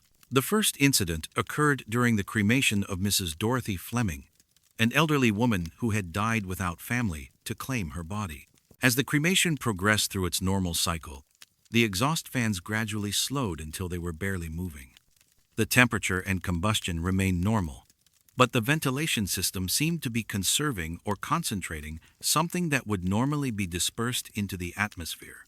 More unsettling was what I heard during these episodes of reduced ventilation. Coming from the chimney system, carried down through the ductwork, were sounds that resembled human conversation. Not distinct words, but the rhythm and cadence of people talking quietly, sharing thoughts, communicating in ways that suggested intelligence and intention. I initially attributed the sounds to acoustic tricks created by the modified airflow patterns. Industrial ventilation systems can create unusual sounds under certain conditions, and the combination of reduced fan speed and normal combustion might produce audio effects that resembled conversation. But as the pattern repeated during subsequent cremations, I began to distinguish individual voices, different tones and speaking patterns that suggested multiple people engaged in active dialogue. The conversations always began when the exhaust fans slowed and ended when normal ventilation resumed. The phenomenon occurred only during cremations of people who had died alone, without family present for services, without traditional funeral arrangements. Mrs. Fleming, Mr. Robert Martinez, Jennifer Walsh, Harold Peterson, all county cases, all processed with minimal ceremony, all people whose final journey through our facility was witnessed only by me and the necessary legal documentation. After the third incident, I began recording the audio from the ventilation system during these unusual cremations. The recordings captured hours of quiet conversation, indistinct but unmistakably human in origin. When I enhanced the audio and isolated different frequency ranges, I could distinguish what sounded like introductions, expressions of comfort, and the sharing of personal stories. But the most disturbing discovery came when the county health department ordered the exhumation of several bodies that had been scheduled for cremation but were buried instead due to paperwork errors. The administrative mix-up had resulted in burial of remains that families had specifically requested to be cremated, requiring disinterment to honor the original wishes. When we opened the first casket, Mr. Martinez, who should have been cremated but was buried by mistake, we found letters tucked throughout his clothing and personal effects. Dozens of handwritten letters, all addressed to people I'd never heard of, all signed by the people whose cremations had triggered the exhaust fan anomalies. The letters were addressed to individuals with future death dates. To Sarah Williams, who will join us in 2031. For Michael Thompson, we'll be waiting when you arrive in 2028. Dear Lisa Chen, your mother sends love from 2035. Every letter was signed by someone whose cremation I'd processed during one of the exhaust fan incidents, and every addressee was identified with a specific future death date. The letters contained messages of comfort, descriptions of what to expect after death, assurances that no one would have to face the transition alone. Mrs. Fleming had written to a woman who wouldn't die until 2032. The cremation process isn't frightening.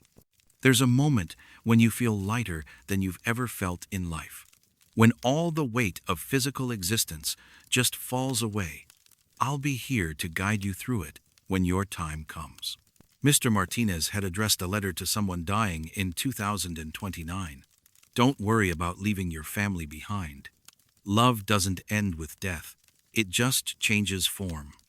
We've learned to send comfort back to the living, to let them know we're still connected, even when we can't speak in the old ways.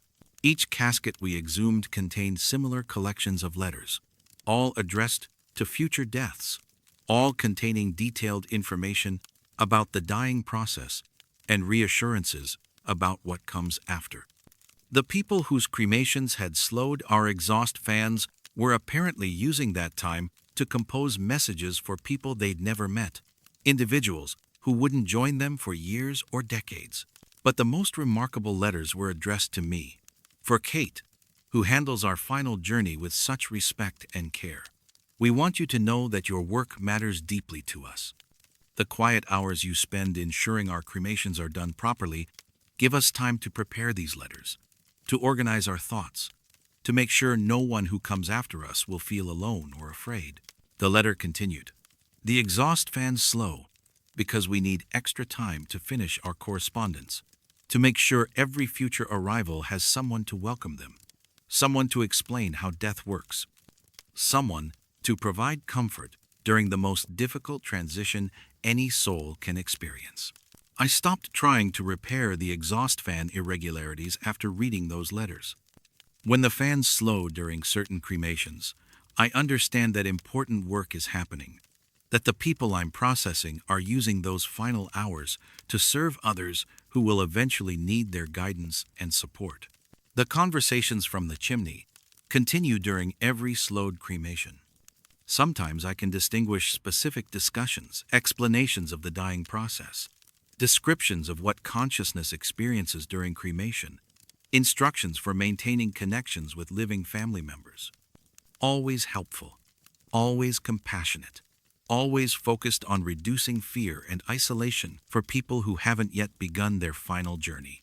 I've started leaving writing materials near the crematory equipment: paper, pens, envelopes, understanding that the people being cremated might need supplies for their correspondence with the future dead.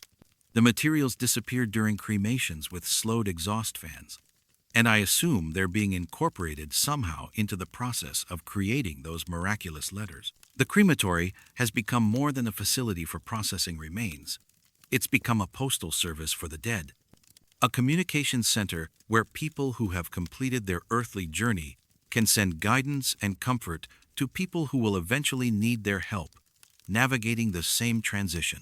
Sometimes, the most important function of death isn't ending life, but beginning the next phase of service to others who will follow the same path.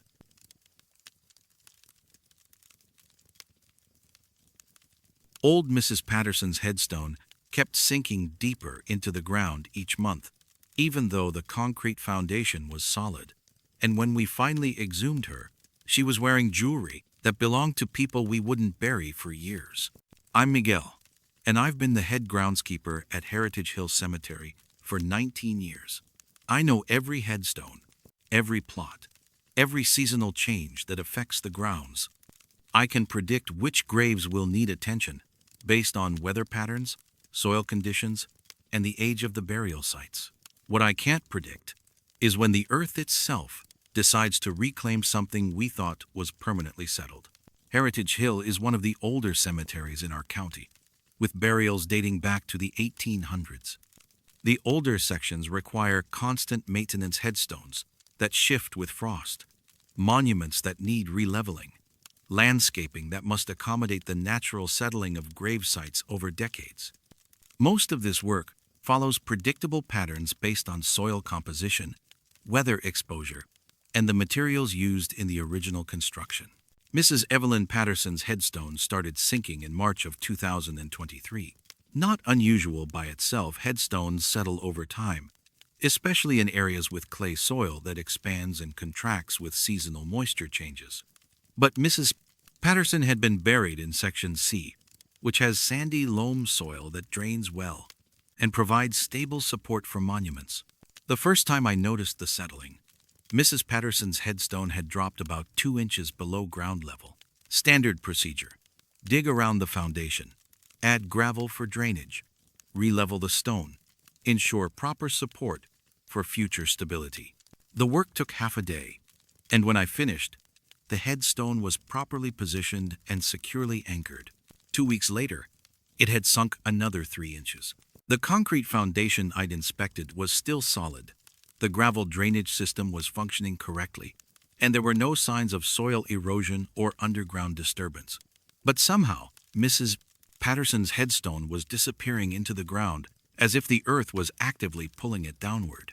I re-leveled it again, this time digging deeper to examine the foundation more thoroughly. The concrete base was exactly as it should be: properly poured, adequately thick, with no cracks or deterioration that would explain structural failure. But within a month, the headstone had sunk so far that only the top third was visible above ground level. Mrs. Patterson had been buried in 1998, 25 years earlier. Her grave had never shown signs of unusual settling before this year. I pulled her burial records to check for any complications that might explain delayed ground movement. unusual casket materials, vault problems, issues with soil preparation. Everything had been done according to standard procedures. But the sinking continued at an accelerated rate. By June, Mrs. Patterson's headstone was almost completely underground, with only the top edge visible. I'd releveled it 4 times, each time finding a solid foundation that should have prevented any movement, and each time watching it disappear again within days. The family finally requested an exhumation in July. Mrs. Patterson's daughter, Carol, was convinced that something was wrong with the burial site, that her mother's grave was being disturbed by unknown factors. The court approved the disinterment order, and I arranged for the excavation to take place on a Tuesday morning when the cemetery would be quiet. When we opened Mrs. Patterson's grave, we found her casket exactly where it should have been, properly positioned and undamaged. But Mrs. Patterson herself presented a mystery that made the sinking headstone seem simple by comparison. She was wearing jewelry that didn't belong to her. Not just 1 or 2 pieces, but an extensive collection. Rings, necklaces, bracelets, earrings. Beautiful jewelry, obviously expensive, but nothing that matched the modest pieces she'd been buried with 25 years earlier. Carol examined the jewelry carefully, trying to identify pieces she might have missed from her mother's collection, but she didn't recognize any of it. More puzzling, some of the jewelry looked contemporary, modern in style and materials, as if it had been manufactured recently rather than decades ago. I photographed every piece and began researching their origins. What I discovered was impossible to explain logically. The jewelry belonged to people who had been buried at Heritage Hill, but not until years after Mrs. Patterson's death. The gold wedding band with the distinctive engraved pattern belonged to Mr. Harold Chen, who wouldn't die until 2001. The pearl necklace matched one that Mrs. Dorothy Fleming would be buried with in 2004. The silver bracelet was identical to jewelry that Jennifer Walsh would be wearing when she passed away in 2007. Mrs. Patterson was somehow collecting jewelry from people who would be buried near her in the future, gathering their precious belongings years before those people had even died. I started mapping the locations of graves around Mrs. Patterson's plot, tracking which burials had occurred in her section since her original interment. The pattern that emerged was unsettling. Every person buried within a 50-foot radius of Mrs. Patterson's grave had contributed a piece of jewelry to her underground collection. But it wasn't theft in any traditional sense. When I examined the other graves in that section, each person was still wearing their original burial jewelry. Mr. Chen's wedding ring was on his finger when we checked his grave, even though an identical ring was in Mrs. Patterson's casket. Mrs. Fleming's pearl necklace remained around her neck, despite the matching pearls that had appeared with Mrs. Patterson. Somehow, Mrs. Patterson was acquiring duplicates, copies, or spiritual impressions of jewelry from her neighbors, collecting mementos from people who would share her section of the cemetery long after she'd been laid to rest. Carol authorized a complete examination of her mother's casket and burial site. What we found challenged every assumption about the permanence of death and burial. Mrs. Patterson's casket contained not just the mysterious jewelry, but also letters, photographs, and small personal items from dozens of people who had been buried near her over the past 25 years. A love letter from Harold Chen to his deceased wife. Dorothy Fleming's recipe for apple pie, handwritten on paper that looked decades old. A photograph of Jennifer Walsh as a child, signed, "For Mrs. 2, Patterson, with love and gratitude." Items that suggested ongoing relationships, continued communication, active community involvement among people who had never met in life. The most remarkable discovery was Mrs. Patterson's own diary, found tucked under her folded hands. The entries were dated from her death in 1998 through the present day, documenting her interactions with each new person buried in her section of the cemetery. Harold arrived today. Read one entry from 2001. Lovely man, very worried about leaving his wife alone. I assured him that love continues beyond death and that she'll join him when it's time. He gave me his wedding ring to hold until then. Dorothy is settling in well from 2004. She's concerned that her children think she didn't love them enough. I told her that maternal love is stronger than death, that they'll feel her presence whenever they need comfort. Her pearls are beautiful. She insisted I keep them as a welcome gift. The diary entries continued through the years, documenting Mrs. Patterson's role as a welcoming committee, counselor, and friend to everyone who joined her section of Heritage Hill Cemetery. She had apparently been serving as a community coordinator for the dead, helping newcomers adjust to their final resting place, collecting their precious belongings as tokens of friendship and remembrance. We reburied Mrs. Patterson with her extensive collection of jewelry and personal items, understanding finally that her sinking headstone wasn't a structural problem, but a natural progression. She was becoming more deeply rooted in the cemetery community, establishing stronger connections with her underground neighbors, anchoring herself more permanently in her role as the unofficial guardian of Section C. The headstone stopped sinking after the exhumation and reburial. But now, instead of being level with the ground, it sits about 6 inches below the surface, creating a small depression that has filled with wildflowers and herbs that grow nowhere else in the cemetery. The inscription on the stone is still clearly visible, but it's become part of a small garden that seems to thrive without any maintenance from me. Families visiting graves in Section C often comment on the peaceful atmosphere in that area, the sense of community and welcome that seems to permeate the ground itself. Children playing near their grandparents' graves often mention the nice lady who lives underground and helps everyone feel at home. I've learned not to worry about the structural integrity of headstones that sink gradually into the earth. Sometimes, settling isn't about geological instability. It's about social integration, about finding the right depth for the kind of community work that requires deeper roots than we typically provide in standard burial procedures. Mrs. Patterson has found her proper level, the exact depth where she can serve her neighbors most effectively, where the jewelry and letters and small gifts can be exchanged most easily among people who have discovered that death doesn't end relationships. It just changes the way we express care for each other.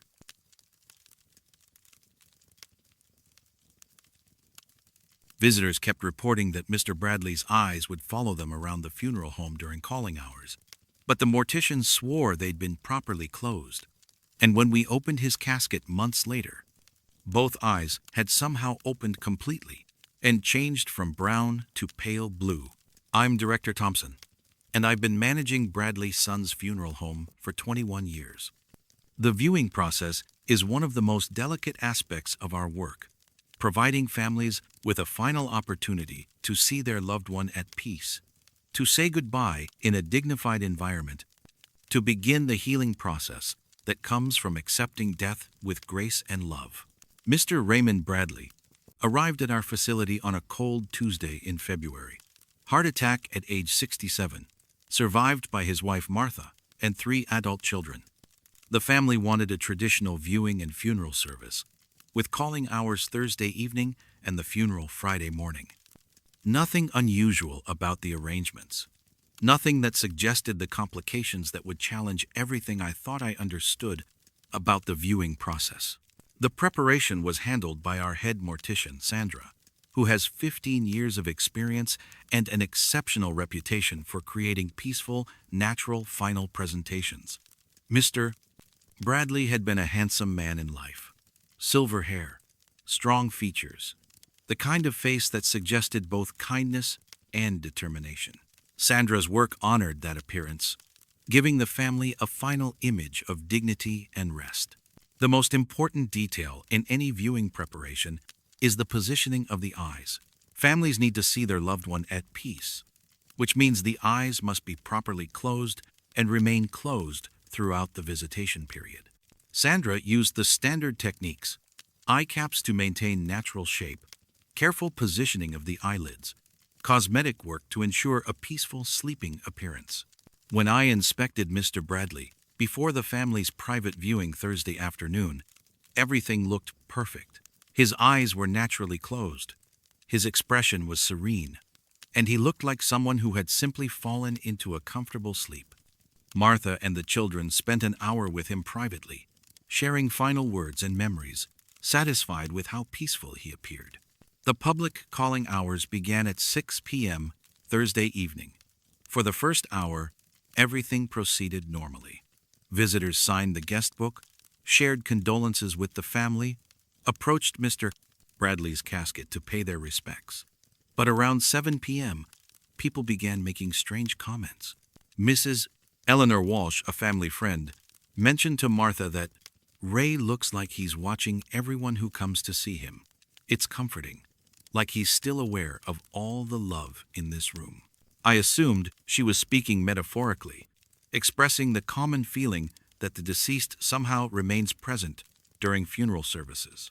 But then other visitors began making similar observations. His eyes seem to follow you when you walk around the casket, said Mr. Harold Chen, another longtime friend. It's like he's making sure he sees everyone who came to say goodbye. By 8 p.m., multiple people had mentioned Mr. Bradley's watchful eyes and his apparent awareness of the visitors in the room. I examined him discreetly from different angles, checking to ensure that Sandra's preparation work was holding properly. His eyes were definitely closed, positioned naturally, showing no signs of the muscular changes that sometimes occur hours after preparation. But as I moved around the casket, I began to understand what the visitors were describing. There was something about Mr. Bradley's closed eyes that suggested awareness, as if he was sleeping lightly and might open his eyes at any moment to see who was visiting him. Martha approached me privately during the evening to ask about what people were noticing. Everyone keeps saying Ray looks like he's watching them, she said. Is that normal? Should I be concerned about something? I assured her that families and friends sometimes project awareness onto the deceased as part of the grieving process, that it was a natural response to loss and not something to worry about. But privately, I was beginning to feel unsettled by the consistent nature of the observations. Too many people were describing the same phenomenon for it to be purely psychological. The calling hours ended at 9 p.m., and I supervised the closing of the casket for transport to the church the next morning. Mr. Bradley looked exactly as he should, peaceful, dignified, properly prepared. But as I secured the casket lid, I had the distinct feeling that he was aware of what was happening, that closing the casket was preventing him from continuing to observe the people who cared about him. Friday morning's funeral service was beautiful. The pastor spoke about Mr. Bradley's dedication to family, his work in the community, his quiet strength that had helped so many people through difficult times. The processional to Greenwood Cemetery concluded with the traditional prayers and blessings, and Mr. Bradley was laid to rest in the family plot beside his parents. 3 months later, I received an unusual request from Martha Bradley. She'd been having dreams, she said, about her husband's funeral, specifically about his eyes being opened during the viewing. The dreams were so vivid that she couldn't shake the feeling something had been wrong with his preparation. I keep dreaming that Ray was awake during the calling hours, Martha told me, that he was trying to see everyone who came, but his eyes were forced closed. It sounds crazy, but the dreams are so real, so detailed. Could we check on him, just to make sure everything is all right? Exhumation requests based on dreams are sensitive situations, but they're not unprecedented. Sometimes families need reassurance that their loved one is at rest, that the funeral arrangements were completed properly, that nothing has gone wrong in the transition from life to final burial. I arranged for the disinterment with the proper legal approvals and the family's full consent. When we opened Mr. Bradley's casket, Martha gasped audibly. His eyes were open, both of them, gazing upward with a clear, alert expression.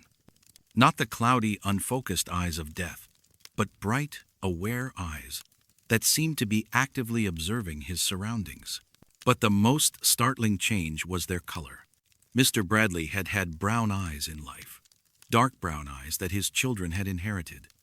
The eyes looking up at us from his casket were pale blue, almost translucent, like winter sky or clear, shallow water. Martha stared at her husband in complete silence for several minutes. Then she said something that made the situation infinitely more mysterious. "Those are his father's eyes," she said quietly.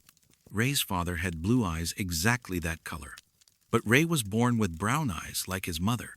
I've never seen him with blue eyes before." I examined Mr. Bradley more closely, looking for other changes that might explain what we were seeing. Everything else about his appearance was exactly as it should be after 3 months of burial. No decomposition, no structural changes, no signs of disturbance. Only his eyes had changed, opened fully, and shifted from brown to the pale blue that Martha recognized as belonging to his deceased father. Martha authorized a more thorough examination. When we removed Mr. Cummond Bradley from his casket for inspection, we found a handwritten note tucked in his jacket pocket. "I needed to see everyone who came to say goodbye. Thank you for understanding. Love continues after death, but it needs to be witnessed and acknowledged." The blue eyes helped me see more clearly now. The handwriting was definitely Mr. Bradley's, but the paper looked aged, as if it had been written years earlier. Martha confirmed that it matched his penmanship, though she'd never seen this particular note before. We returned Mr. Bradley to his casket with his eyes open, and the mysterious note returned to his pocket. Martha felt that this was how he was meant to be, that forcing his eyes closed had been preventing him from completing some essential part of his transition from life to death. During the reburial, Martha mentioned that the blue eyes looked familiar in ways that went beyond her memories of Mr. Bradley's father. "It's like he's seeing with the eyes of everyone who ever loved him," she said. "Like death gave him a way to look at the world through all the love he received in life." I've changed my approach to eye preparation after Mr. Bradley's case. When families request it, when it seems appropriate for the specific situation, I allow for the possibility that some people might need to keep their eyes open during the viewing process. Not in a disturbing way, but in a peaceful, aware way that honors their continued connection to the people who come to say goodbye. The pale blue eyes appear in other cases now, usually in elderly people who had strong family connections and deep community ties. Always peaceful, always aware, always suggesting that love creates a form of sight that transcends the physical limitations of death. Sometimes, the most important work we do is recognizing when traditional preparation methods need to accommodate the specific spiritual needs of individuals who aren't ready to close their eyes on the world they're leaving behind.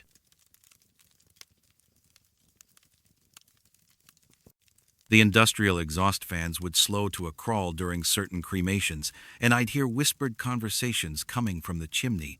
But when we exhumed bodies scheduled for cremation due to paperwork errors, each casket contained letters addressed to people who wouldn't die for another 10 years.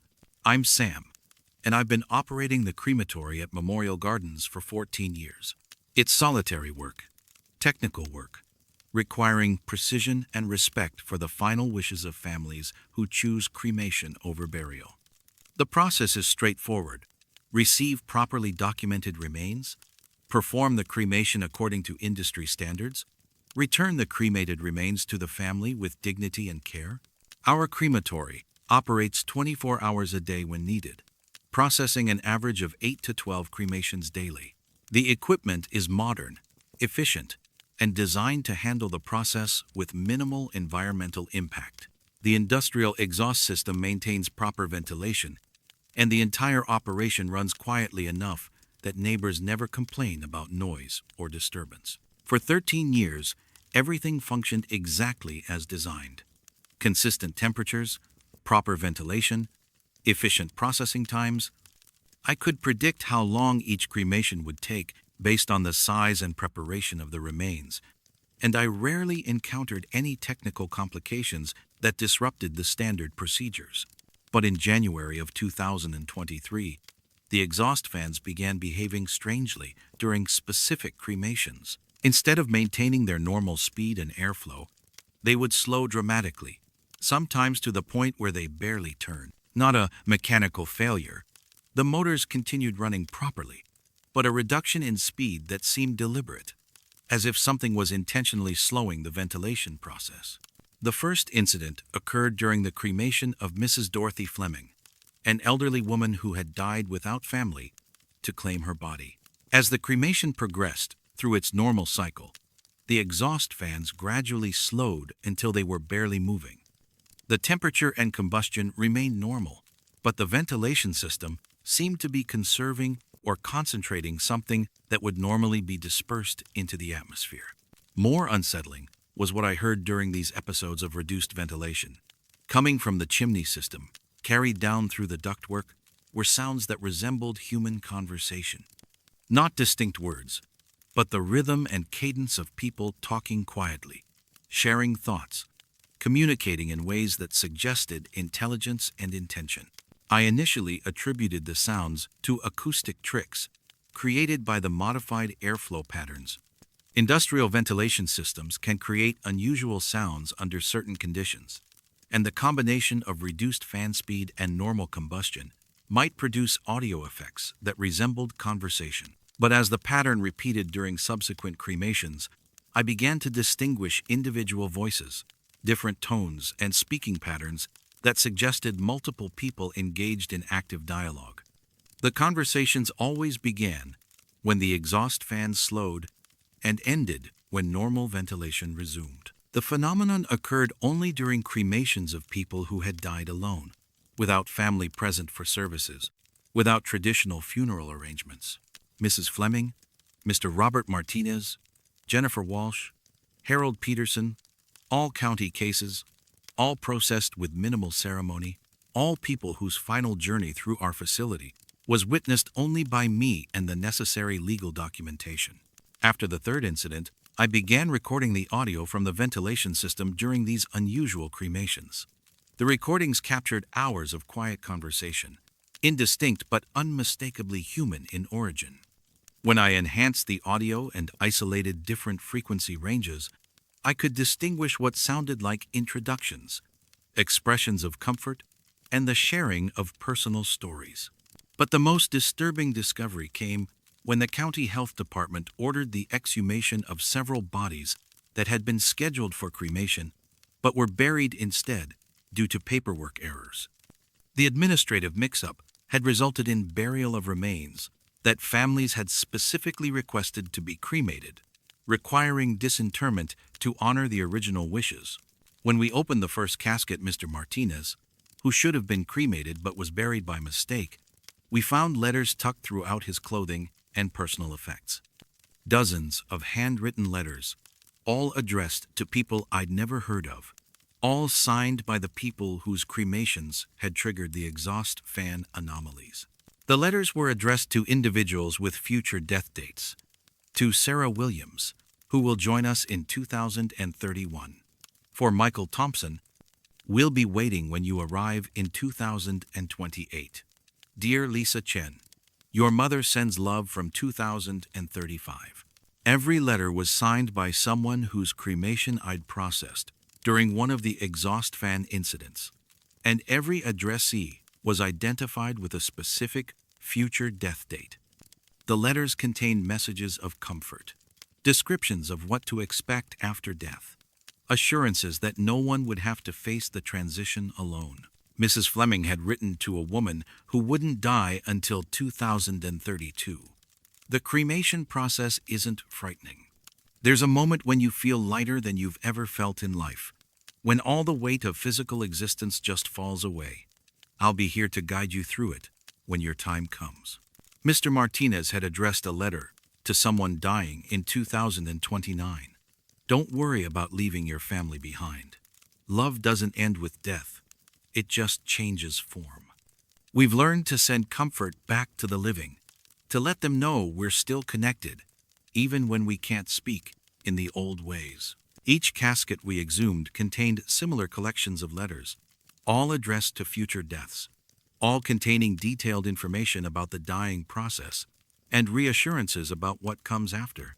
The people whose cremations had slowed our exhaust fans were apparently using that time to compose messages for people they'd never met, individuals who wouldn't join them for years or decades.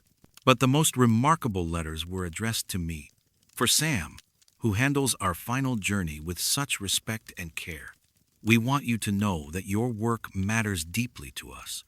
The quiet hours you spend ensuring our cremations are done properly give us time to prepare these letters, to organize our thoughts, to make sure no one who comes after us will feel alone or afraid. The letter continued. The exhaust fan's slow, because we need extra time to finish our correspondence, to make sure every future arrival has someone to welcome them, someone to explain how death works, someone to provide comfort during the most difficult transition any soul can experience. I stopped trying to repair the exhaust fan irregularities after reading those letters. When the fans slow during certain cremations, I understand that important work is happening, that the people I'm processing are using those final hours to serve others who will eventually need their guidance and support. The conversations from the chimney continue during every slowed cremation. Sometimes I can distinguish specific discussions, explanations of the dying process, descriptions of what consciousness experiences during cremation, instructions for maintaining connections with living family members. Always helpful, always compassionate, always focused on reducing fear and isolation for people who haven't yet begun their final journey. I've started leaving writing materials near the crematory equipment: paper, pens, envelopes, understanding that the people being cremated might need supplies for their correspondence with the future dead. The materials disappear during cremations with slowed exhaust fans, and I assume they're being incorporated somehow into the process of creating those miraculous letters. The crematory has become more than a facility for processing remains.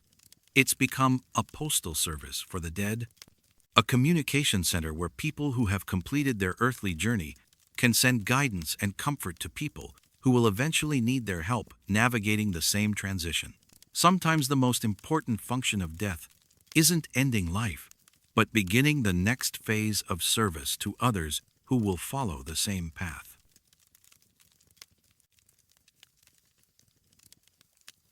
During Mr. Henley's memorial service, the organ played hymns no one had selected, and when we exhumed him 2 years later, we found handwritten sheet music tucked under his hands, with notes that seemed to move when you weren't looking directly at them. I'm Ellen, and I've been coordinating memorial services at Grace Chapel for 16 years. My job involves working with families to plan meaningful ceremonies, coordinating with musicians and clergy, ensuring that every detail honors the deceased and provides comfort to the grieving. Music is often the most important element of these services. The hymns, songs, and instrumental pieces that help people express emotions too deep for words. Our chapel organ is a beautiful instrument, installed in 1978 and maintained by professional technicians who service it quarterly. I know its capabilities intimately. Every stop, every preset, every piece of sheet music in our library, the organ responds only to direct input, either from the keyboard or from the digital hymnal system that stores traditional funeral music. Mr. Walter Henley's memorial service was scheduled for a Saturday morning in October. He'd been a quiet man, 81 years old, who had spent his final years at Sunset Manor Assisted Living. His granddaughter Jennifer had arranged for a simple service with traditional hymns, brief eulogies from family members, and a reception afterward in our fellowship hall. Jennifer specifically requested 3 hymns: Amazing Grace, How Great Thou Art, and In the Garden. Standard selections that most families choose. Songs that our regular organist, Mrs. Caroline Foster, could play easily from memory. We programmed the digital hymnal system with those 3 pieces and tested the sound levels during our Friday afternoon rehearsal. Saturday morning's service began exactly as planned. Family members gathered in the chapel, the casket was positioned properly at the front, and Mrs. Foster took her place at the organ console. But when she began playing the opening hymn, the organ produced music that wasn't in our program. Instead of Amazing Grace, The organ played a melody I'd never heard before. Not a traditional hymn, not a classical piece, but something original and hauntingly beautiful. The melody was complex but accessible, the kind of music that seemed familiar even though you'd never heard it before. Mrs. Foster stopped playing immediately. Confused by the organ's unexpected output, she checked the digital hymnal system, confirmed that Amazing Grace was properly selected, and attempted to begin again. But the organ continued playing the mysterious melody, as if it was responding to sheet music that existed only in its own memory. Jennifer approached me with tears in her eyes, but not from frustration about the technical problems. "That's Grandpa's song," she said quietly. "He used to hum that melody all the time, especially during his last months at the nursing home. But he never sang it aloud, and I don't think anyone else ever heard it." She explained that Mr. Henley had been a musician in his youth, played piano and organ for several churches before arthritis made performance impossible. During his final years, when his memory began to fade, he would hum melodies that no one recognized. Beautiful, complex music that seemed to come from deep within his musical memory. "The nurses at Sunset Manor mentioned it," Jennifer continued. "They said Grandpa hummed the most beautiful songs, but when they asked him where he'd learned them, he couldn't remember. He'd just smile and say they were songs that needed to be played." Mrs. Foster tried switching to manual control, bypassing the digital system entirely. But the organ continued playing Mr. Henley's mysterious melody, now accompanied by harmony lines and bass notes that created a full, rich arrangement. The music was more complex than any single person could play, as if multiple musicians were performing simultaneously on the same instrument. The family decided to let the organ continue its impromptu concert. Mr. Henley's melody was beautiful, deeply moving, and somehow perfect for the memorial service. People in the congregation began humming along, though none of them had heard the song before. The music seemed to teach itself to the listeners, making them part of an impromptu choir celebrating Mr. Henley's life through his own original composition. The service proceeded with the organ, providing a continuous soundtrack of melodies that no one had selected but everyone seemed to recognize. Not traditional hymns, but music that felt hymn-like, spiritual, appropriate for the sacred purpose of saying goodbye to someone who had loved music throughout his life. After the service, several family members mentioned that they'd heard Mr. Henley humming various parts of the organ's performance during his final months. Different people remembered different melodies, different harmony lines, different rhythmic patterns. Apparently, Mr. Henley had been composing an entire memorial service's worth of music during his decline, humming different sections to different people, without anyone realizing they were hearing fragments of a larger musical work. 2 years later, I received an unusual request from Jennifer. The family had decided to relocate Mr. Henley to a family plot in another state, and they needed to exhume his remains for transport. But Jennifer also wanted to understand what had happened during his memorial service, why the organ had played music that seemed to come directly from her grandfather's musical imagination. When we opened Mr. Henley's casket, we found sheet music tucked under his folded hands, not printed music, but handwritten compositions in Mr. Henley's distinctive musical notation. Pages and pages of original music, including the exact melodies the organ had played during his memorial service. But the sheet music was unlike anything I'd ever seen. The notes seemed to shift and move when I wasn't looking directly at them, as if the compositions were still being written, still being refined and improved. When I focused on a specific measure, the notes would hold still long enough for me to read them. But when I looked away and then back, the arrangement would be slightly different, enhanced, more complex. Jennifer examined the music carefully, recognizing her grandfather's handwriting and musical style. But she also noticed that the compositions were far more sophisticated than anything Mr. Henley had written during his lifetime. The harmonic structures, the contrapuntal lines, the overall architectural complexity suggested a level of musical development that he'd never achieved as a living composer. It's like death gave him the ability to finish everything he'd started, Jennifer said. Like he finally had access to all the musical ideas he'd carried inside, but never been able to express completely. I made copies of the sheet music before we reburied Mr. Henley, hoping to preserve his compositions for potential performance. But the copies showed only blank staff paper. The musical notation was visible only on the original handwritten pages, and only when they remained with Mr. Henley's physical remains. During the reburial in his new location, I asked the cemetery's chapel coordinator to pay attention to their organ during future services. I wanted to know if Mr. Henley's musical influence would continue in his new resting place, if his compositions would find ways to be performed even in unfamiliar settings. 3 months later, I received a call from the coordinator at Mr. Henley's new cemetery. Their chapel organ had begun playing original music during memorial services, beautiful melodies that no one recognized, but everyone seemed to love. The music was always appropriate, always moving, always perfectly suited to honoring the specific person being memorialized. It's the strangest thing, the coordinator told me. The music seems to be composed specifically for each service, for each individual person we're celebrating, like someone is writing personalized hymns for every memorial we conduct. I've kept the story of Mr. Henley's musical afterlife to myself, understanding that some mysteries are too beautiful to explain or analyze.